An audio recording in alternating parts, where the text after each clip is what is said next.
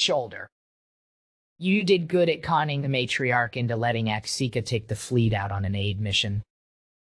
As Tens turned and locked eyes with Binko, the avian continued.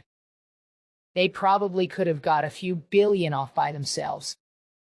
But that's not even half the population. And stretching evac out to the last second, while risking transports on the ground. Billions of Kayamayak are alive because of you.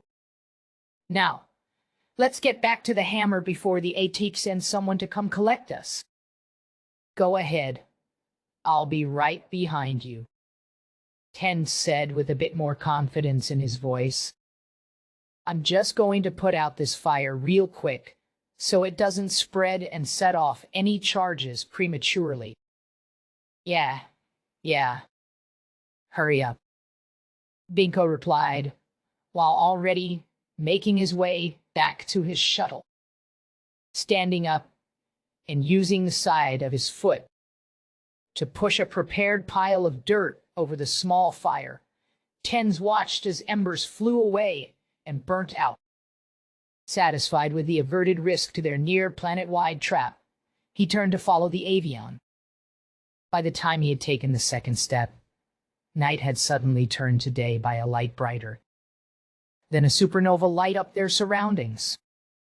Everything from the tips of the tallest giant ferns to the deepest recesses of the undergrowth looked as if they had been lit up by a searchlight. Even as Ten slammed his eyes closed, the light only seemed to get brighter. Dropped to the ground and pulling his hood over his head, he prayed the layers of lead and interwoven beryllium gold would shield him from whatever radiation he was currently being exposed to. Taking far longer to fade than it did to arrive, the blinding white light in his eyes slowly eased. Almost afraid of what he would see, he stood up, carefully held his hood above his head, and started making his way back to the shuttle. The night sky, previously filled with brilliant though dim splashes of color and flickering starlight, was now a writhing sea of intermingling aurora. The spectral emission of every element present in the middle and upper atmosphere were on display as every color that could be perceived lit up the sky. Running into the shuttle and seeing Binko on the floor of the cargo, hold in the fetal position, Tens quickly rushes to his side. Placing a hand on the avian's shoulder caused him to twitch, untuck his head from under his wing, and begin rapidly blinking. Tens! I can't see shit. I think I'm blind. Binko was obviously terrified of his current situation. However, before Tens can react, the shipboard AI speaks up in a soothing tone. There appears to have been some sort of high-energy discharge along all known tachyon, and quantum spectra. High levels of UV exposure may cause minor damage to croak biology, particularly the UVA and B visual receptors. However, any damage should be minor and likely self-repairing. Human biology does not seem to be at risk of damage due to exposure, aside from temporary blindness, which has likely already passed. Hear that? You'll be fine, buddy. Once we're back on the hammer, we'll have medical. Give your eyes a good look. Now let's get you strapped into a chair. Delicately, Tens was able to support Binko and guide him into the closest seat and strapped him in. Thank you, Tens, still rapidly blinking and tilting his head side to side to try to see something. Binko finally stopped his inaudible whining and tried to center himself. He let that hang in the air for a moment, then continued. Fuck, I still can't see shit. 3-5? You're going to have to take us up and out. Dock us in the pre-approved bay on the hammer and send a message to medical that I need to get my eyes checked. Yes, Captain. Speaking of the hammer, You have an incoming AV comms address from the Admiral. Patching through on cargo comms screen now. Bracing himself with a wide stance, one arm against the wall, and the other placed gently on Binko's shoulder to help stabilize him for orbital injection. Tens turned his head to look towards the projector array at the head of the cargo bay. A speckling of light purple freckles contrasting against deep blue skin. Thick reddish-orange braids and glaring crimson eyes manifested through a series of holographic displays against the wall of the bay. Her deep blue lips, pulled tight against two large, protruding lower canines, showed an expression of concern for what she was seeing. There was a moment of silence as the ship began to take off. Take a breath, ATX. We're all right. Binko here just got temporarily blinded by whatever that discharge was. Speaking of which, his sing-songy tone was doing its best to help calm this situation. There was another moment of silence as the holographic expression of concern slowly shifted to a smile. We don't really know yet. Axika's voice seemed quite animated, but it must have been moving faster than light. And wasn't just tachyons. We recorded a major quantum and tachyon flux, an object entering the system, and then a blast. Not even a half-second later, our close surveillance drones, monitoring the mass, were reporting readings beyond sensor capacity. They showed the mass 1 second, a flash of white the next, then a massive gravitational anomaly where the mass used to be. And finally, nothing. All drones within about a light minute have stopped responding. When light finally catches up to us, sensors say we're going to see a micro-singularity collapse. The excitement in her voice was palpable. For a third time, silence filled the cargo hold as Tens and Binko, the former's delicate sight just starting to come back, simply stared at the projection. Someone not shown in the projection caught Axika's attention and prompted her to step mostly out of the frame of the projector while lifting a hand towards it. Where the woman's face was once projected, it showed the normally reserved, stationary, and quite professional bridge crew in a state of panic. The pixelated outlines of a few different species could be made out frantically moving from workstation to workstation. Whatever was going on must have been causing quite the stir. I think I saw her starting to drool a little bit. Binko whispered into Tens's ear while tilting his head up and moving to get his beak closer to Tens. The burst of air pressed through Tens's lips as he used the hand he had been helping stabilize Binko with to push his beak away. With a playful wink, Tens added, "But if it was a weapon, she absolutely will want one." The two shared a chuckle, which was cut short as the Admiral came back into frame with an incredibly serious look on her face. Tensuvzi of the Nishnay, Combat and Diplomacy Advisor to the Admiral of First Fleet of Third Matriarch. An address like this meant something official and important. Though the Nishnay militia training Tens had gone through was nothing like the rigors of Quiztar military academies, he immediately snapped to a formal position in front of the holographic face as if his training elder had been standing right before him. I have received direct orders from the High Matriarch to follow an ad hoc first contact protocol created by the Singularity and issued through the GC Central Command. They are requesting that all, pausing to look down and appear to struggle to read something. Cool, man. Crew members be restricted to quarters immediately. Dropping his posture slightly and repeating the word to himself, Human. A glance over towards Binko. only solicited a gesture of equal confusion. Looking back towards his admiral, he reasserted his formal posture and responded with a clear and accepting. "Your orders are mine to follow. Axika of Tenyi Hyosh, Admiral of the First Fleet of the Third Matriarch, the stalwart of destruction." The last part was just to see if he could get her light purple freckles to luminesce, the Quiztar equivalent to blushing. To his surprise, it worked just well enough to notice. Tense. "I promise, I have absolutely no idea what's going on."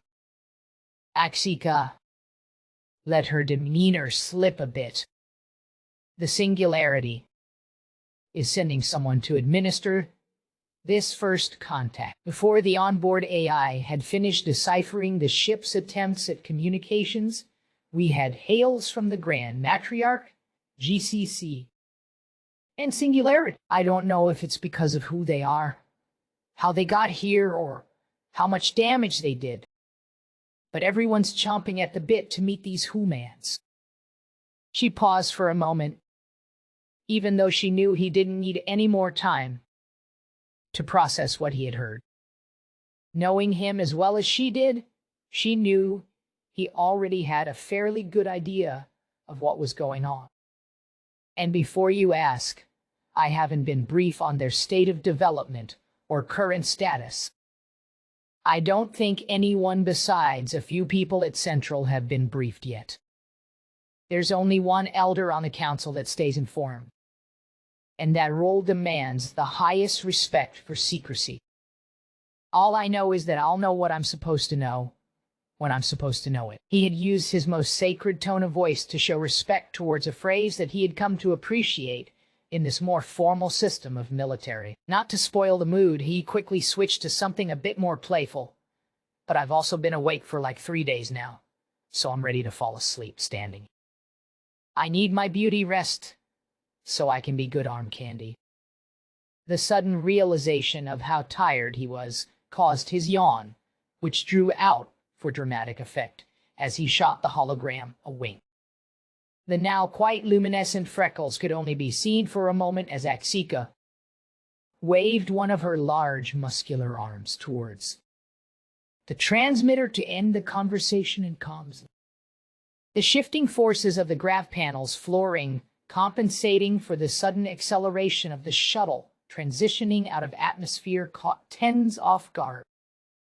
His slowly degrading posture showed his exhaustion. The thump of the thick polymer sole of the moccasin-clad foot, stepping back to regain balance, was immediately followed by cackling laughter, which could only be produced by an avian. "You know she can literally pick you up and throw you, right?" The mocking tone of the bird's voice was obvious in his laughter. "I think you forget how dense we are." Tense chided back with as much humor as he could muster. His mind hung on that "we" part. His elders always taught him how important it was to maintain his composure, especially around other species, but he couldn't help himself. His normally rock-solid expression of contentment and peace dropped as his mind tried to wrap itself around this new word, human. As he sat himself down in the co-pilot besides Binko, the unease grew more and more intense. If they didn't even call themselves the same thing, and were using a word that he didn't even recognize, Anishinaabewan then. The feeling of growing unease slowly became one of deep concern. How much has the Elder Council and GCC been keeping from everyone? Trying to shift his mind to somewhere better, he thought to himself, "In any case, I may get to see a real beaver." The Gardens of Deathworlders, Part 4. Okay. But why exactly should I care? Why should you? Are fucking serious right now? Those are aliens? There's a whole alien civilization. A bunch of them. We need to get our shit together and at least pretend like we don't hate each other. And we should be honest with them, because if they don't already know, they'll figure it out pretty goddamn quick. Pulling a rather large and plump strawberry from the plant he was pruning, Mick turned towards the furious red-haired yelling at him in his garden. He pointed the tip of the strawberry at Sarah in an accusatory manner, before eating it in a single bite. And do you really want to start off this relationship with lies and half-truths, too? Wow, really? She scoffed. Sarah was visibly taken aback by that comment. She literally took an entire step back from where Mick was working and folded her arms in an outlandish response to the offense, turning her head away to accentuate how offended she was. It was taking all of her self-control to not break character. Mick, however, did not fall for her fake emotional display. Either he had figured out her well-trained manipulation techniques, or he really didn't care. She was unsure. Completely ignoring her, Mick had turned back to his plants and continued his down through the row of strawberry plants, partially hanging from a hydroponic trellis. Sarah was keeping up her act with a heavy pout, which Mick also ignored. As he came to the end of the row, he picked an especially large strawberry, nearly the size of his palm. Taking a few steps back toward Sarah, he offered the strawberry with an outstretched hand. Here, try this and tell me what you think. It's something special I came up with. Slowly pulling one of her arms from her chest, Sarah cautiously reached forward and took the bright red berry. Examining it for a moment, nothing seemed off about it. To her mind, this just looked like an especially large, yet completely normal, strawberry dice. She remembered hearing about some massive, delicious winter strawberries somewhere, but didn't want to give Mick the benefit of the doubt. Yeah, I know. They say the bigger the strawberry, the less flavor it has. She looked away from the berry and toward Mick with an accusatory glare. Not bothering to ask questions she knew she wouldn't get an answer to, she decided to just try her luck. Bringing the strawberry into the mouth and biting into it, the juices danced in her mouth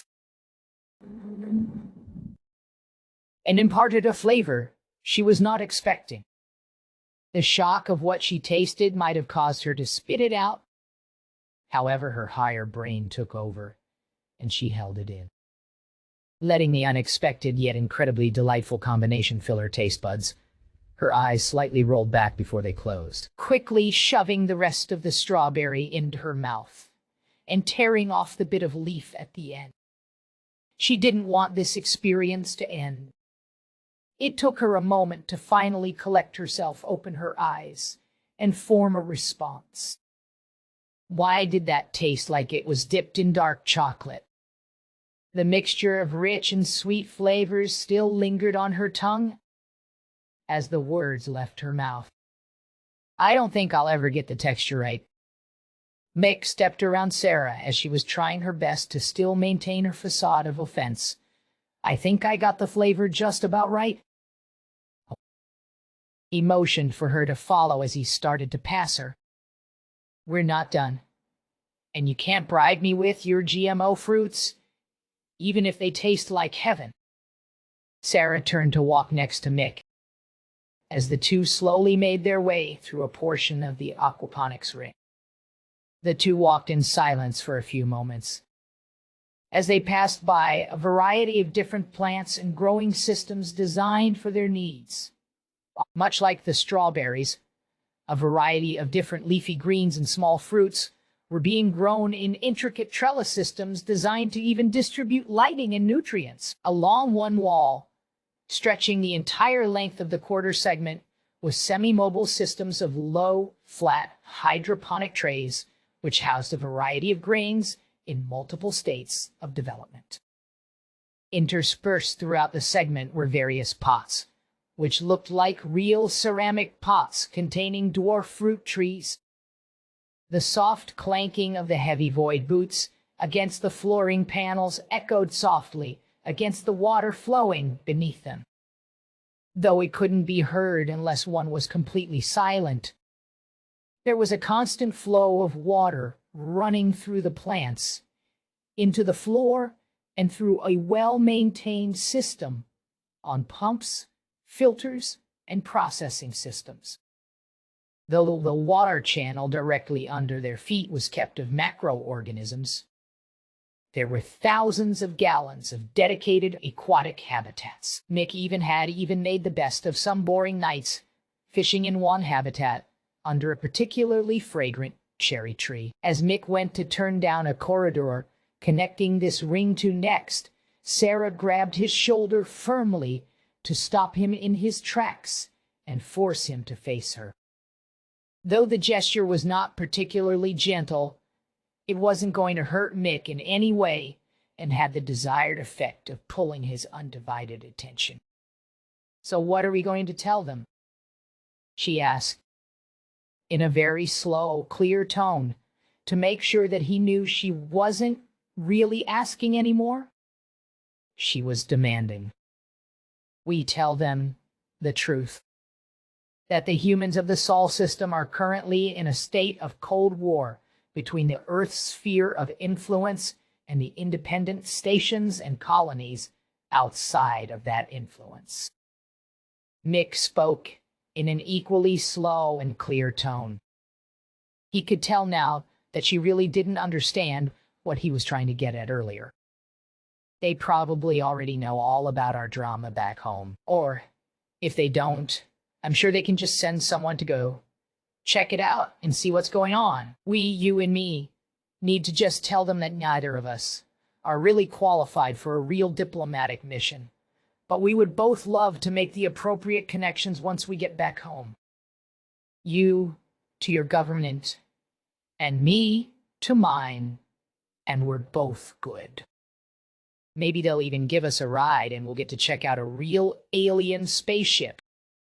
As Sarah ran through that scenario in her head, she had to admit it was the sensible thing she could think of.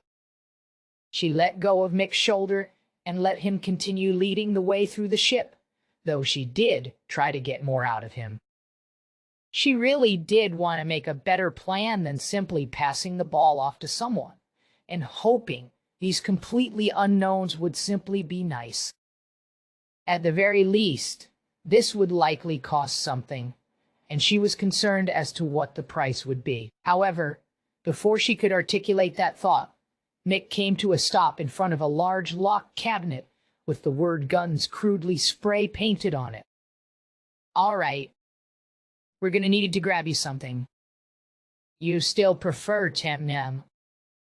Or have you moved on to something more modern yet?" Mick said, while fumbling with the lock and opening the cabinet. "I swear to all that is holy, you have a problem, Mick." Sarah stared at what could only be described as a pile of firearms, energy-based weapons, and even a few stylized melee implements. "I know. I need a bigger cabinet." "Now, what do you want?" Reading the instructions they sent over, they seem to be totally cool with sidearms, just not stuff that can punch holes in hulls. Reaching into his own jacket and pulling out a few cylinders of cartridges, he placed them in a cubby attached to a door of the cabin.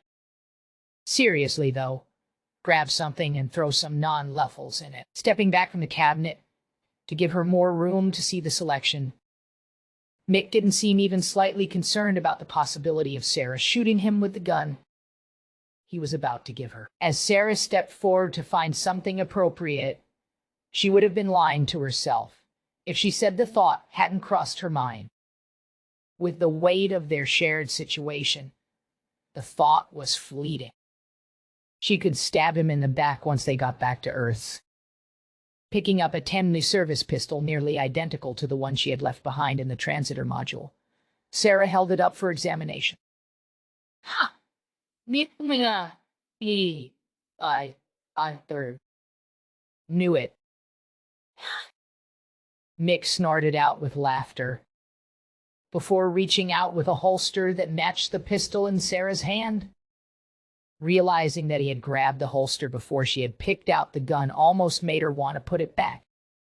Instead, she snatched the holster out of Mick's hand while giving him an angsty look. She had the same preference of handgun for over 10 years, and it seemed Mick hadn't forgotten the exact model and color pattern. The urge to break her facade of an uncaring spy was so strong that couldn't bring herself to say anything at all out of fear it may slip.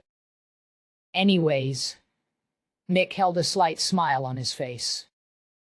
We got a meeting with some aliens.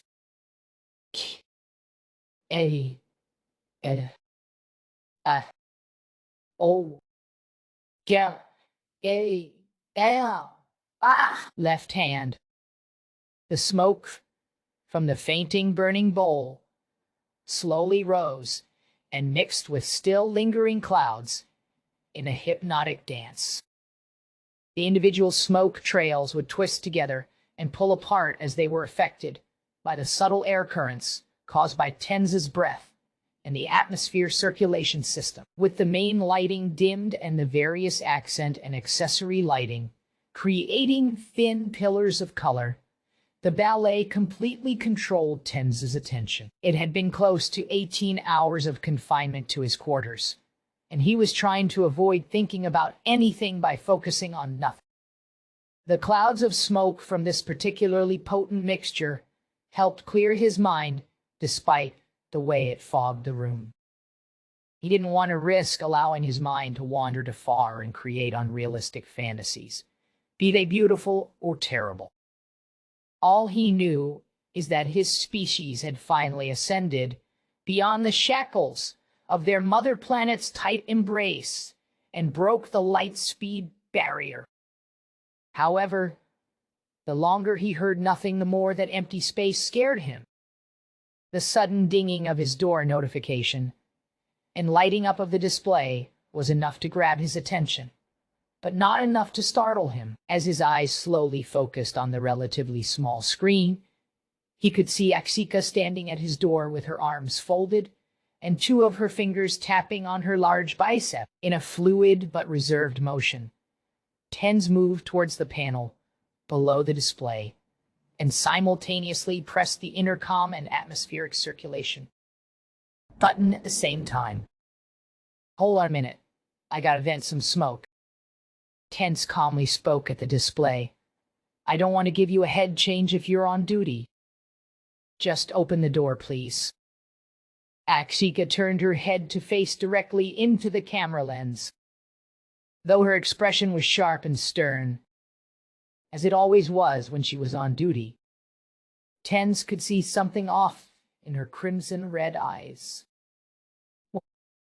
In the 10 years he had known her, he had never heard her use the word please this earnestly. A quick dance of fingers and the room lighting returned to normal level. The air began to circulate a bit fast, and the door slowly slid open. Taking 2 full steps back so Axika's bulky frame could enter the room, Tenz couldn't help but let his mind start to race as a large blue woman stepped into the room, and the door slid closed behind her. Her once rigid expression and cutting features seemed to all melt as it looked like she was about to cry.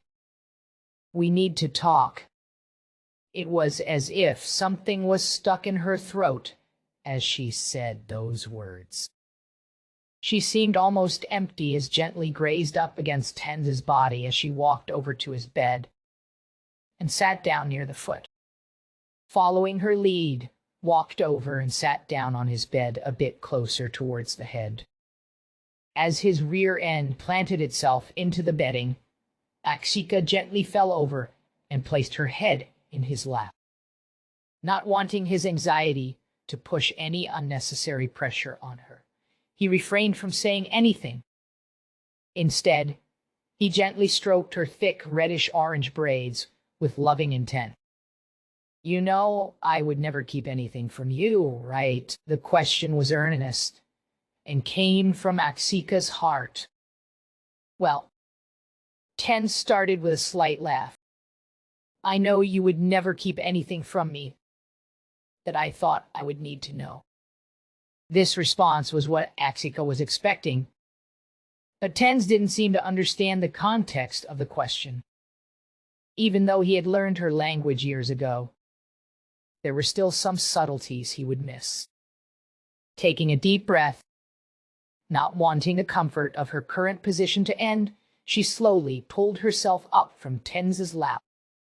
Shifting her position so she could directly face Tens, she closed her eyes for a moment and took another deep breath. It's not like that. Axika was trying to figure out where to begin. She was starting to get lost in her own thoughts. Suddenly, she felt her hand being embraced by Tens's, the two locked eyes. Just pick anywhere to start, and we'll figure it out as we go. Tens's tone and demeanor were as serene as he could muster, given his own mental turmoil. I just got out of an hour-long meeting with my matriarch, the Grand Matriarch, and some meek and xenobiology I had only ever heard. She paused for a moment to collect her thoughts again, but unintentionally left room for Tens to ask a question. Did something bad happen during the first contact meeting? Tens knew he could have waited just a moment and gotten the answer, but his anxiety was at its peak. No, I mean nothing bad happened. And from Tarki and Miyakorva's report, even Nan's questions didn't really cause any problems. It's just... She trailed off again. Wait, Nan's here? When did they get here? Fucker still owes me a new mag sling. Tense was now starting to go in a less than positive direction, so he had to make a joke about how the robot had borrowed, but never returned, one of his favorite weapons. If an entity of this singularity was here, something major was happening. First contact with a species who had just left their solar system is a significant and rare occurrence in which participation is not only coveted, but highly rewarded by the Galactic Community Council. A species as well-respected, diplomatic, and independently capable as the Quastar should not need any sort of help. They should simply be able to follow the predetermined guidelines without the very people who wrote those guidelines in the room with them. If Nan was here, the singularity had decided to get personally involved. Tens assumed it must have had something to do with whatever had destroyed the Devourer mass, though he couldn't guess as to why Nan had personally come out here.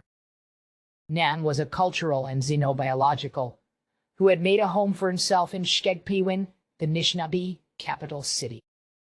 The fact Nan was now a few thousand light years away from home within 18 hours gave Tens a bad feeling. Nan is here for a few reasons, but I'm sure you'll end up running into him soon. He's working out some sort of deal with the captain of that weird little ship, but that's not what's important. Akshika had finally collected her thoughts into a coherent train of thought. Pulling out her display tablet, she brought up the video footage of the initial first contact interview. Wait, what?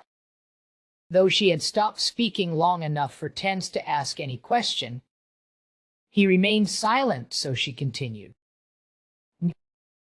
I'm going to start this a few minutes after Nan began discussing the potential existence of a... She paused to try to remember how to pronounce the word correctly. Human population that had been abducted and was now a respected member of the community. They seemed to take the thought exercise surprisingly up until the male asked where the theoretical abducted people had come from. I think he knew it wasn't just theoretical or a thought exercise.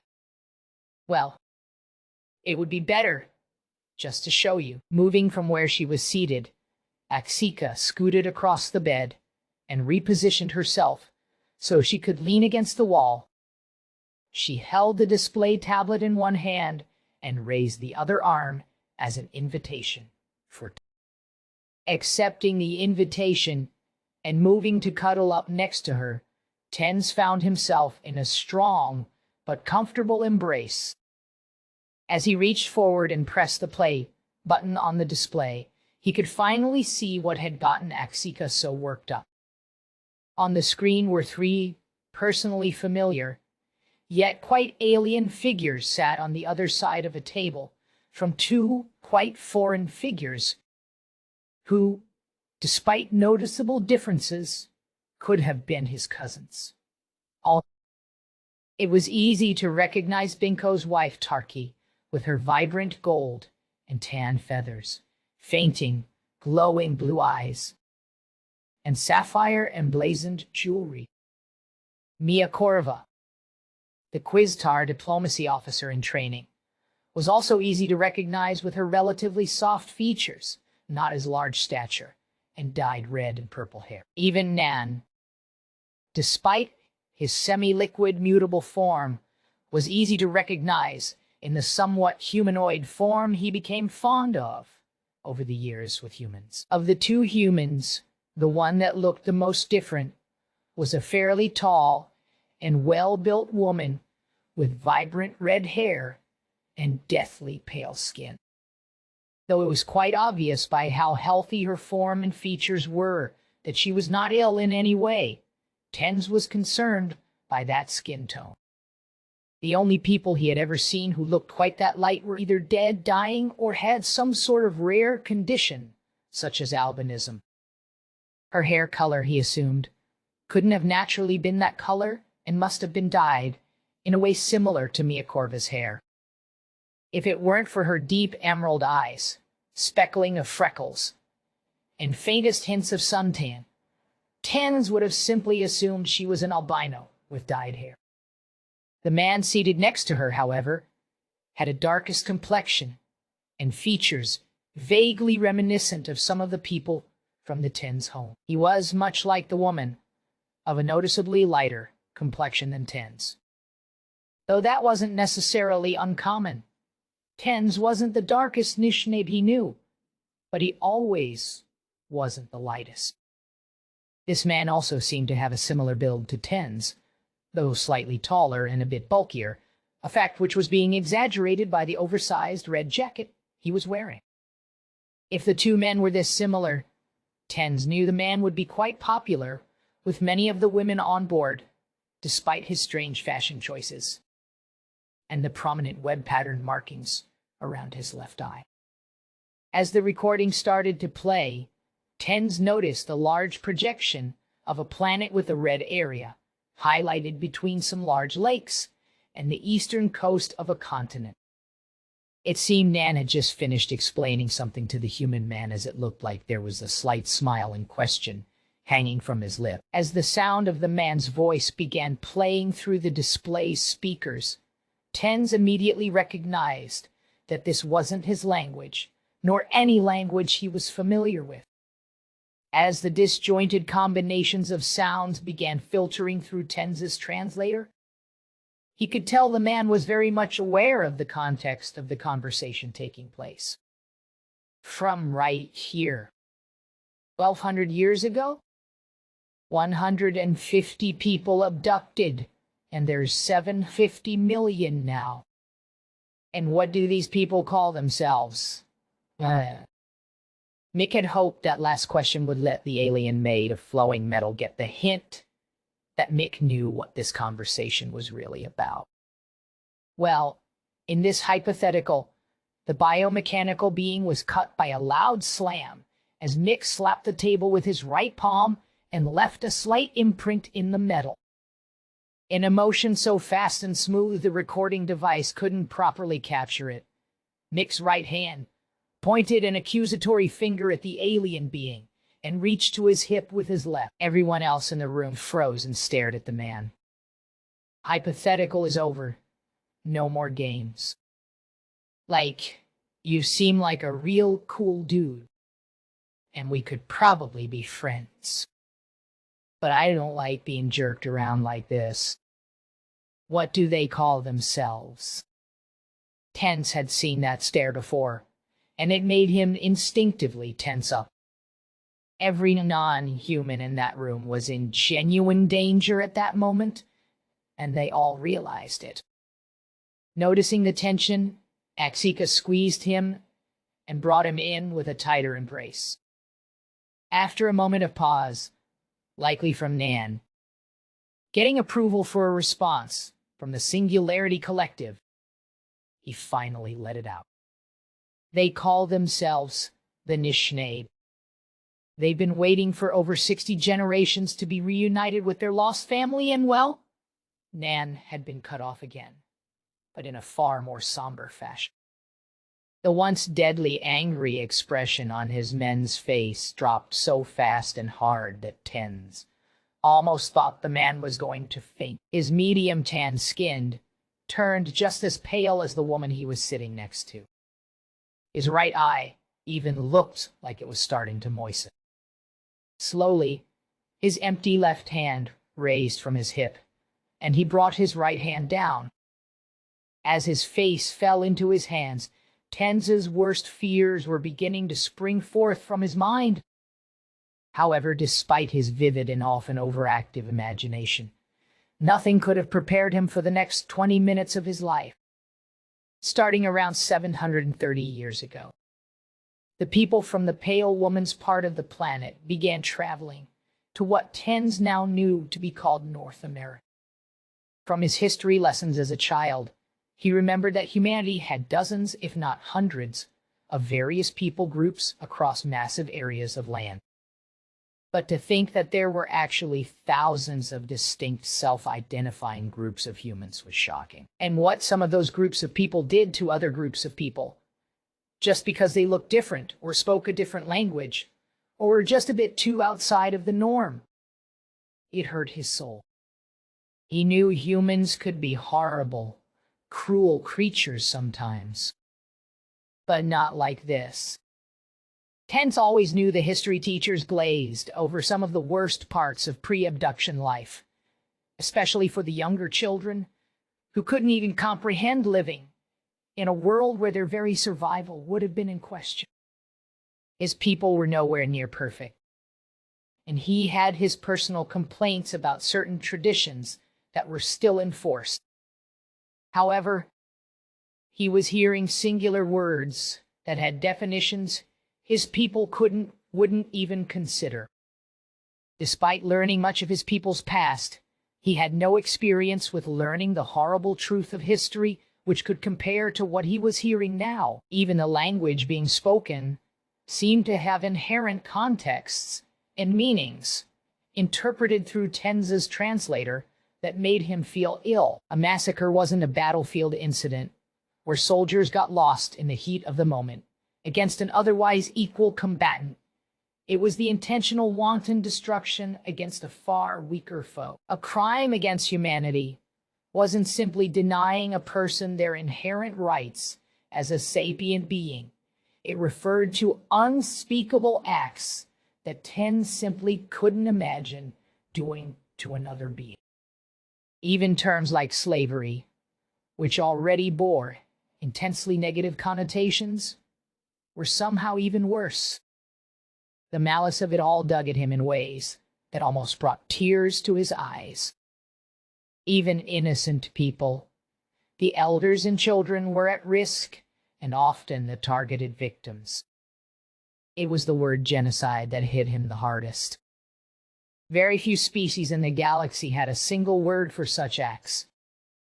And those weren't the kind species. And the worst part of it all, even when things seemed to be turning around, and the fate of his earthbound relatives seemed to be getting significantly better, it all started to crumble again. After that first roughly 500 years of American-European contact, Many of these so-called native nations, including ones related to his people, had begun rebuilding. Many found themselves in cultural and economic revivals, and over the course of the next 150 years had become minor regional powers in their own respect. People who had once lived in squalor began to believe they had a future. The light at the end of the tunnel seemed bright up until around 80 years ago. A slowly growing resurgence of old hateful ideologies and cultural biases had started to gain control over the majority of political and economic powers of Earth. Small governments, independent collectives of people, and any polity or enterprise which didn't adhere to a very particular method of economics were simply abolished. For some reason, TENS did not understand. This included the native nations, the only ones which survived as formal institutions had been the few who had grouped together and sponsored space colonies from which their government could operate. By a strange twist of fate, not only was one of those surviving nations related to his people, the man in that room was part of that nation. The conservation on the recording was continuing, but it had begun to move past information that was relevant to TENS. For all intents and purposes, his people had a direct connection to any of the legally sanctioned government bodies on Earth. Beyond that, due to treatment of native nations and their people, many of the people with cultural connections to his people had ultimately fled to space and helped found Mars. There were more Anishinaabe in space than in their home, almost none who actually lived in their traditional homelands. He knew all he needed to know, but he wasn't sure what to do with these horrifying revelations. Axika could feel the burning heat emanating from Tenz's body as he was battling through a storm of emotions. As she ended the recording and set the display tablet off to the side, she used her now free arm to snuggle on to Tenz even tighter. She was fighting back tears, and it wasn't even her people who had been treated that way. However, there was a fear in the back of her mind that this would make Tenz finally lose him composure and control. Embracing him a little tighter, if not better comfort him, at least to better secure him if he were to fly into a rage, Axika rubbed her head against his. "Do you want to talk about it?" Axika finally asked after a long moment of silence. Tenz had to pause to collect himself. "I don't think so. I can't even imagine what that guy is going through. I mean, my family is safe. I could call my great-grandmother right now, and she could tell me beautiful stories that her great-grandmother would tell her. And those stories have been passed on, without interruption, for generations. We have hollow recordings from that very first generation explaining exactly what life was like for them back home. We still have our language and traditions, and we are thriving. And you should be incredibly proud of yourselves. What your people have accomplished is truly inspirational." Akshika spoke with such a genuine and loving tone that it forced a small smile onto Tenz's lips. "We've also been holding back in a lot of ways. Our elder council has consistently made the choice to adhere to the tradition of leaving room for our people, for when they would finally join us. And more importantly, we never wanted to have such a large population that those alive, when first contact finally happened, would be unable to visit our homeworld before they passed on." Tenz laughed a bit to himself at the absurdity of the concept with the knowledge he now had. It seemed Earth was not quite the welcoming place his people had imagined. "So you think you're gonna be okay?" Again, the genuine love and concern touched Tenz's hurting soul. "Yeah," he said with a laugh. At this point, it was either laugh or cry, and he wasn't much of a crier.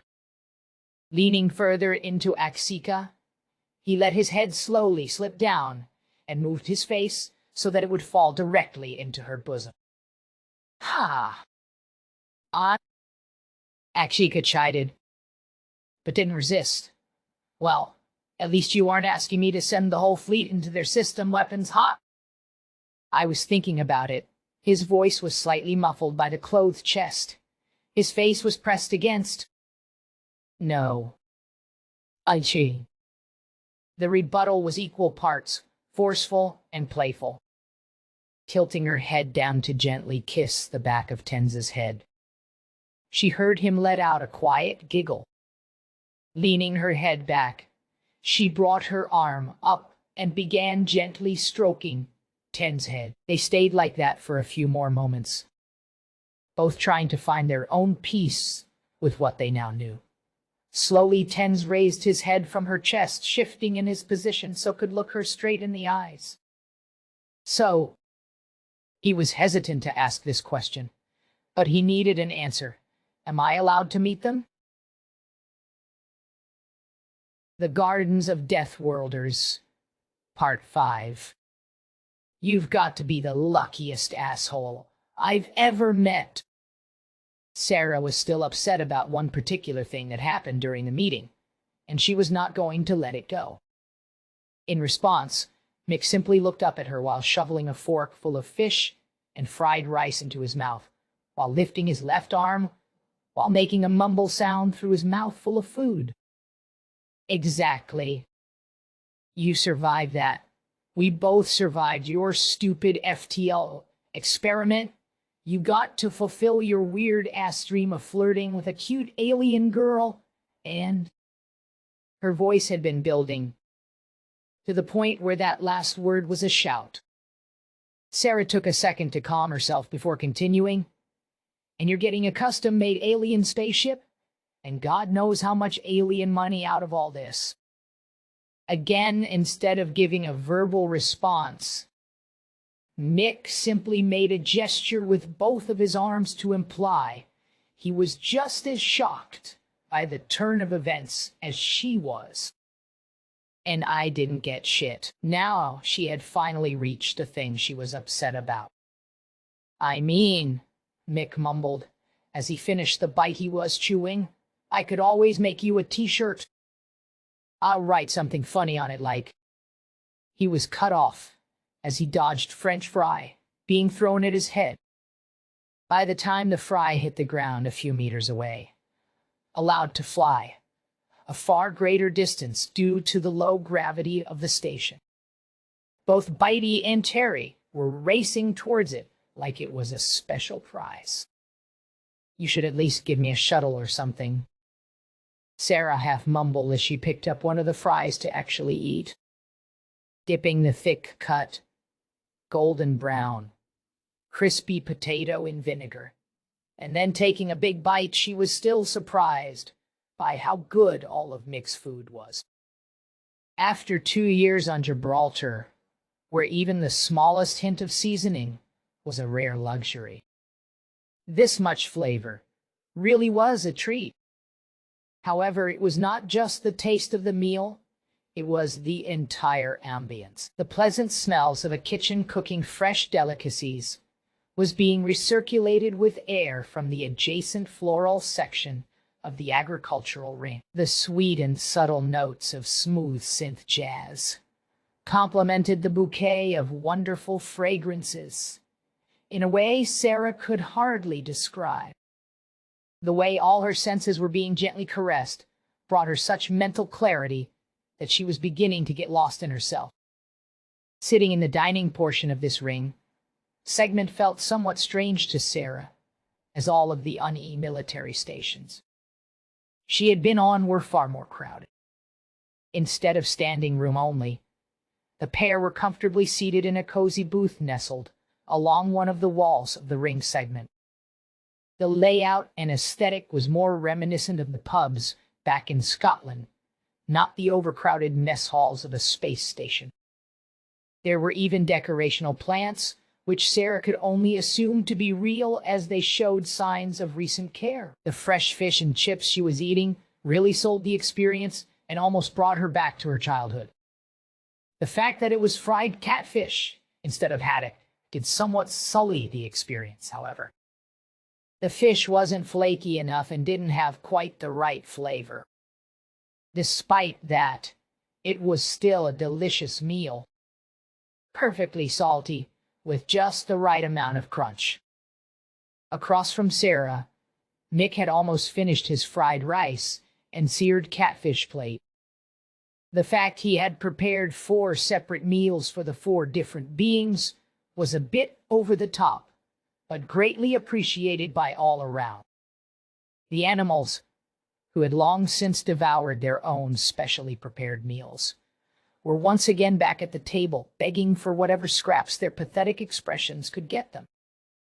Though it had been less than 24 hours since being forced back together, the two seemed to be getting along far better than Sarah had expected. She had remembered Mick for being able to keep a grudge better than anyone, and she definitely deserved that treatment. Considering that she hadn't seen Mick with his left arm exposed yet, she wasn't exactly sure what kind of damage was done or what replacement he had gotten. If it was anything like his eye, it was likely a complete mechanical replacement and not a regrown biological limb. Even though she hadn't quite finished her plate, her eyes had proved larger than her stomach, and she was struggling to find room for just one more delicious bite. Pushing her plate away from herself, just out of her own easy reach, she made a slight cough to get Mick's attention. His response, however, left her flabbergasted. Instead of acknowledging her, she watched him immediately grab the last remaining fried fish fillet and take a huge bite out of it. Scoffing at the audacity, she was at least satisfied that she had grabbed his attention without asking for it. "Since you stole my fish," Sarah squinted her eyes at Mick. In mock aggression, "you get to explain to me what?" She paused for a moment, struggling to make sense of the disjointed explanation they had received from the first contact team. "I think the best way to describe it is that there's a bounty system for a whole bunch of different stuff," Mick said while trying to choke down the fried fish he had stuffed into his mouth. "Yeah, what the hell is up with that?" They said they were going to send over something to explain it more, but Sarah was cut off by Mick tapping his left eye with his hand. "I'm reading through it right now, and it kind of makes sense. But I'm going to need a lot of context for some of this stuff, though." Mick had an expression of general confusion as he gestured toward his eye. "What do you mean by context? What happened to more explanation?" Sarah was starting to get suspicious. Mick was hiding something from her. "Well," there was a pause as his left eye twitched a few times. "It should be on your tablet now. But what they sent over really just explains how the rewards and distribution works. It doesn't really explain why these bounties exist, who pays them, or any of that." As a realization set in, Mick couldn't help but scoff and start laughing. It's almost like one of those informational brochures the government gives out, not an actual explanation of anything. Reaching into one of the many pockets of the Martian standard pants she had been given as a fresh change of clothes, Sarah pulled out her tablet. With haste, she found the file she had received and opened it. As she started reading, her eyes seemed to light up for a second. With the speed of an aggressive teenager on their social media timeline, Sarah began tearing her finger along the side of the tablet screen until she scrolled down to what she was looking for. Setting her tablet onto the table in a not-so-gentle manner, she impulsively clapped her hands to her mouth to muffle her laughter. "No fucking way. It really is," she exclaimed through her cackling. As she spun the tablet around for Mick to see, his slightly confused expression turned almost sour as he looked at the screen. Wow. There was a pause as Mick read the final section. Having written dozens of technical briefs himself, this was an all too familiar sight. They really did just send us a, and I quote, for public release document? The tone of his voice held sarcasm so thick it could have fallen out of the air. I can't. Oh, Sarah couldn't contain her laughter. However, before she could even begin to calm herself down, Mick cut off. Espen, can you please do me a favor and check to see if there are any more of these types of documents available to us? Certainly. The synthesized voice spoke through the intercom system. The hammer has transferred me several such data files, and they have already been verified safe through my internal systems. Would you like me to send them to you? Though the voice sounded the same, Mick thought he could hear something different about it. However, he was too distracted by the subject at hand, and the thought quickly melted from his mind. Perfect, Mick exclaimed, trying to speak up over Sarah's now reinvigorated laughter. And yes, please, I'd like to review as much as I can before our next meeting. Speaking of which, any update on that? It had been a few hours since their first meeting, which was long enough to take time to relax a bit and review some of the newly acquired data. However, it was also long enough for Mick to start worrying if his emotional reaction had been a bit much for his counterparts.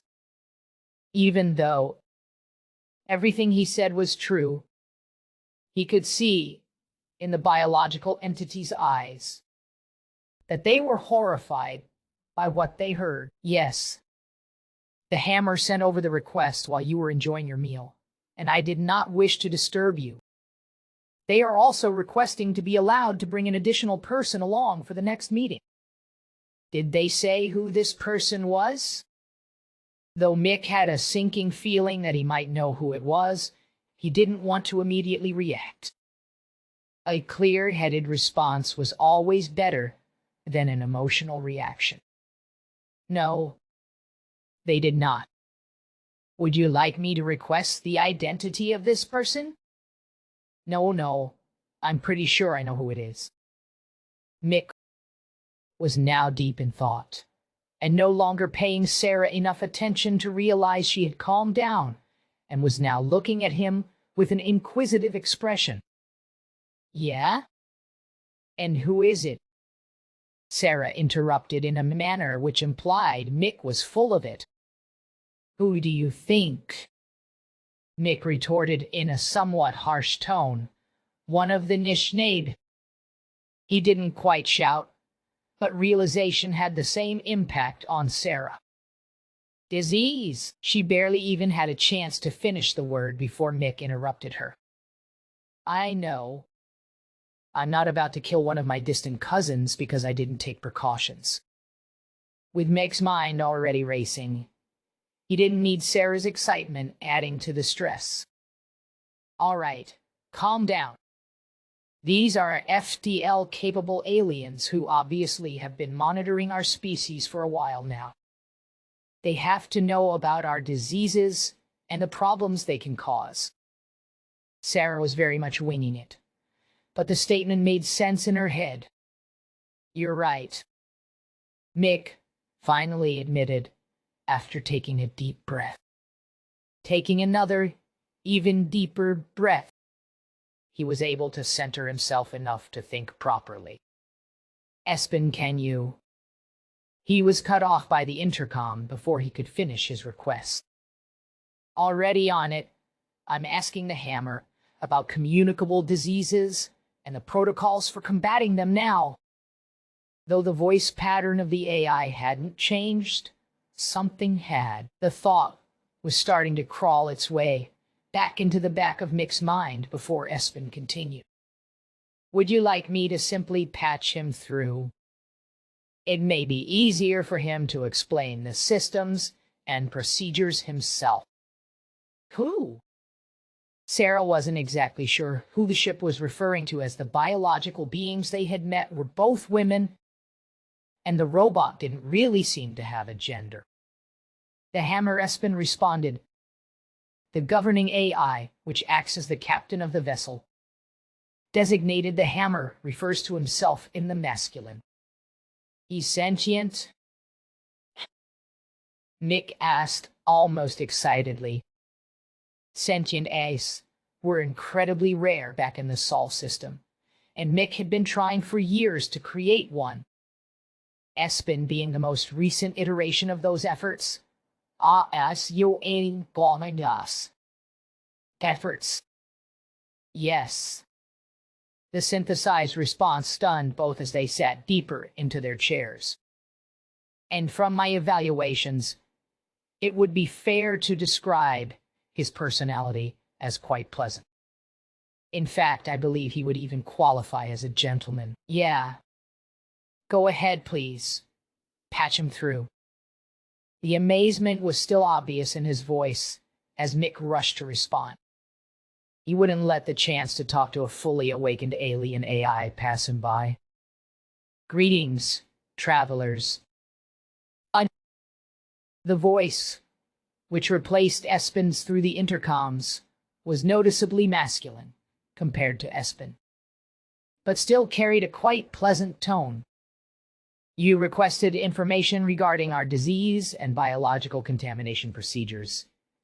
Is that correct? Yes. The response came from Sarah as Mick's excitement was causing his mouth to fail to form words. Specifically things like vaccines or... Sarah paused as she was trying to think of a way to explain the concept of giving a person a disease so they would become immune to it later. One moment, please. I would like to process a request for classified information so that I may give you a more satisfying answer. This caused Mick and Sarah to shoot each other confused and slightly worried glances. As the room fell quiet for a moment, the request was approved. But where do I begin? The artificial voice sounded almost biological in the way it flowed into that question before going silent again. I'll start with the most obvious. The masculine voice popped back up. We've already developed various vaccines and full-spectrum inoculations against everything we have information on, including from scans of your vessel. Specifically, we have been able to intercept communications traffic from your system for as long as you had radio. Some of those communications have contained a fair amount of data regarding diseases. Your militaries also seem to have a disagreeable habit of modifying pathogens in order to make them more contagious, lethal, or what have you. And then they transmitted all of that data over radio signals. We have vaccines and cures for everything from your common cold to cholera to your biological weapons. They are up to date as of 1 Earth year ago, which is roughly the delay on our probe monitoring your home system. Before you ask, these are all commonly available and will become mandatory under the appropriate circumstances for susceptible individuals who may be traveling through galactic community space to and from certain destinations, including your system. I wonder how pissed off Langley is going to be once they find out y'all already know all their dirty little secrets. Mick commented as he started to laugh. The relief of knowing he wasn't going to be responsible for spreading potentially diseases was enough to greatly lighten his mood. Sarah wanted to join in on the laughter before she remembered that those were her bosses that Mick was making fun of. Yeah, they are mostly likely going to be mad about that. She added, I mean, it's not like they can or will do anything about it. The Hammer chimed in. This is, quite literally, standard operating procedures. It is no one's fault but their own for being the way that they are. But before we get too far off topic, please allow me to conclude. You do not have to worry about spreading communicable diseases, and everyone on board who needs inoculations has received them. Now, with that resolved, we are able to schedule the next meeting within the hour. If you so choose, of course. Mick looked at Sarah, and Sarah looked at Mick, while both considered the fact that they were soon to meet another human. One who had spent his entire life separated from the Earth and the Sol system. Yeah, they both said in unison, before Sarah gestured for Mick to continue alone. That sounds good. We'll be at the airlock whenever you tell us to be.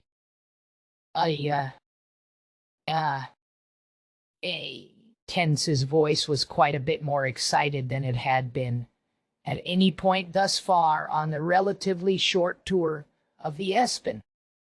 This is beautiful. Though their initial greetings were a bit awkward, the introductions between Mick, Sarah, and Tense had been fairly uneventful. A few attempts at exchanging words in what Mick and Tense both believed to be the Anishinaabe language had been met with limited success. The same could be said about certain cultural subtleties that both picked up on, but neither could really identify. However, as both seemed to be avoiding a particular topic, Sarah decided it would be better to show than to tell, and suggested Mick give the group a tour of his ship. The airlock elevator system, housing area, and dining area had all been fairly standard by Tense's eye. The aesthetics were vaguely familiar, and some of the particular art and partnering was certainly Anishinaabe. However, it simply didn't feel like how he thought it should. Not that the design was completely uninspired, but rather almost everything bore the distinctive hallmarks of standardized modules designed for ease of construction first and aesthetics second. Out of all of it, the agricultural, dare he say botanical, area of this ship was truly impressive. Tense had only been able to take a few paces into the area, just enough to allow his companions to step in past him, before he came to a complete halt. Miakorva and Nan had decided to accompany him on this tour of the Martian science vessel. However, Tarky had politely declined. The thought that there was an uncaged canine apex predator aboard the vessel triggered an instinctual fear in her she could not overcome. Despite that, Tense found Terry to be quite pleasant and reserved. It was Bitey, the angry gray avian, that may have not taken kindly to another avian entering its territory. Luckily, it was just the sentient beings going on this tour, as the two animals seemed content to stay near the smell of food. I'm glad you like it, Mick said to Tense while placing a friendly hand on the man's shoulder. With a gentle pat, he removed his hand and gestured down the path for Tense to follow. Mick was just a bit taller than Tense, but noticeably wider and more well-built. Besides that minor difference, the two men looked like they could be distant cousins, with both of them sporting high cheekbones and very similar noses. One certainly spent more time under UV light than the other. However, that was just the nature of Quaistar ship lighting. Oh, I absolutely love it. Tense found himself entranced by the natural beauty of so much diverse and well-cultured plant life. Things he had heard descriptions of in history records, but never seen, such as the bright red berries he saw growing on trellises. Walking closer to inspect the plant, he couldn't help but notice the massive size of the growing area. But this seems like quite a bit for just two people. This ring structure was originally designed to feed between 10 to 20 people in perpetuity. Mick commented as he stepped up next to Tens and in front of the strawberry trellis. Those are strawberries, but I've genetically modified them, so the seeds taste like dark chocolate. Sarah likes them. Mick turned back to look at Sarah for a response. Seeing as she was busy explaining something to the robot and blue woman, Mick didn't bother waiting. She likes them. Go ahead. They just pull off the stem with a bit of force. Mick demonstrated by pulling one of the fruits off the plant and eating it in a single large bite. No allergens? Right. Tens was a bit apprehensive about eating a genetically modified plant, but also wasn't about to say no. Reaching towards the wall of plants, he plucked a particularly large and juicy-looking fruit and examined it closely. As long as you're not allergic to shellfish, you'll be fine, Mick replied nonchalantly. Shellfish? No, but what? Tens was cut off before he could finish his question. Then you'll be fine, Mick reassured him without really reassuring him. Hesitantly, Tens lifted the fruit up to his mouth and took a tentative bite, unsure of what to expect. As the flavor flowed across his tongue, it was like his brain was being reminded of something that it had been desperately missing for his entire life. The sweet flavor of fruit was being perfectly complemented by the richness the seeds imparted. He could barely describe the combination as he quickly shoved the rest of the fruit from his mouth and picked two more. Hey, boy, you two gotta try these, Tense shouted in excitement as he turned back towards his compatriots who had wandered a bit further away, chasing after them. And quickly closing the gap, he extended the hand containing the fruits towards Nan. Are these safe for Quiztar? Let me see, Nan replied, as they lifted a fruit and looked at it closely. As a mouth-like hole emerged from their liquid metal face, they dropped the fruit in and made a pleasant sound as the hole resealed. After a moment of apparent contemplation, Nan spoke back up. Yes, and they are quite delicious. Let me be the judge of that, Mia Corva retorted as she reached for the remaining fruit in Tenz's hand. Sarah was standing on the other side of the two and was standing on her tiptoes to look over Mia Corva's shoulder to see what the commotion was about. Though Mia Corva wasn't as a prime female, and thus not as tall as Axika, she was still tall enough to obscure the interaction. Oh, those? Sarah finally asked, after being able to see the strawberry in Mia Corva's hand, as the blue woman went to take a bite. You won't be ready for it, but the warning came too late as the Quiztar ate the entire fruit in a single large bite. The noises that escaped the dark blue lips weren't really words, but rather raw expressions of delight. The Admiral is going to be angry if you don't bring her some of those, she finally commented after taking a moment to savor the flavor. I've definitely got some to share, Mick added as he joined the group. But I'll need to know how many to have the drones harvest and pull from storage. I've got a bunch in frozen storage and as preserves. We have a crew of just over 50,000 souls. As much as I'm sure they would all appreciate the gesture, I don't think you have enough for everyone. The way Mia Corva explained it implied a far more equitable distribution system than Sarah or Mick would have imagined for a military vessel. Sensing the confusion, she explained further. The Admiral and Officer Corps do not receive any special treatment compared to other members. We could hold a lottery, but that inevitably leads to general moral decline. I mean, I have a lot, but maybe not that much. Mick confirmed with a slight hint of astonishment. But my storage is completely full, and I'm producing way too much for just Sarah and I. I could have Espen worked something out with the hammer. That could work, but you would need the Admiral's approval. Miakorva conceded. I'll make the appropriate arrangements. Espen blurted out. I'll read you need you down. With that matter settled, the group continued on with their tour in much the same way.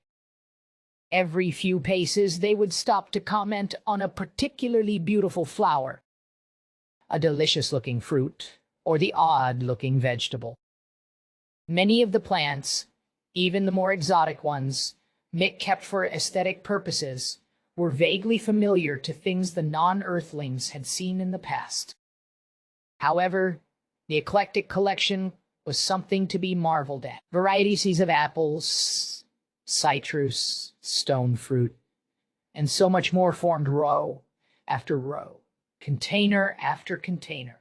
With a spectacle of Floritans recognized a few of plants his people had somehow brought with them when they were abducted. Corn, beans, and squash, the three sisters, helped feed Tenz's people to this day, and he even saw a couple varieties in this that he was familiar with. The particularly pungent plant, the one with heavily trichomed flowers which were sticky to the touch, seemed to be something Mick was especially proud of.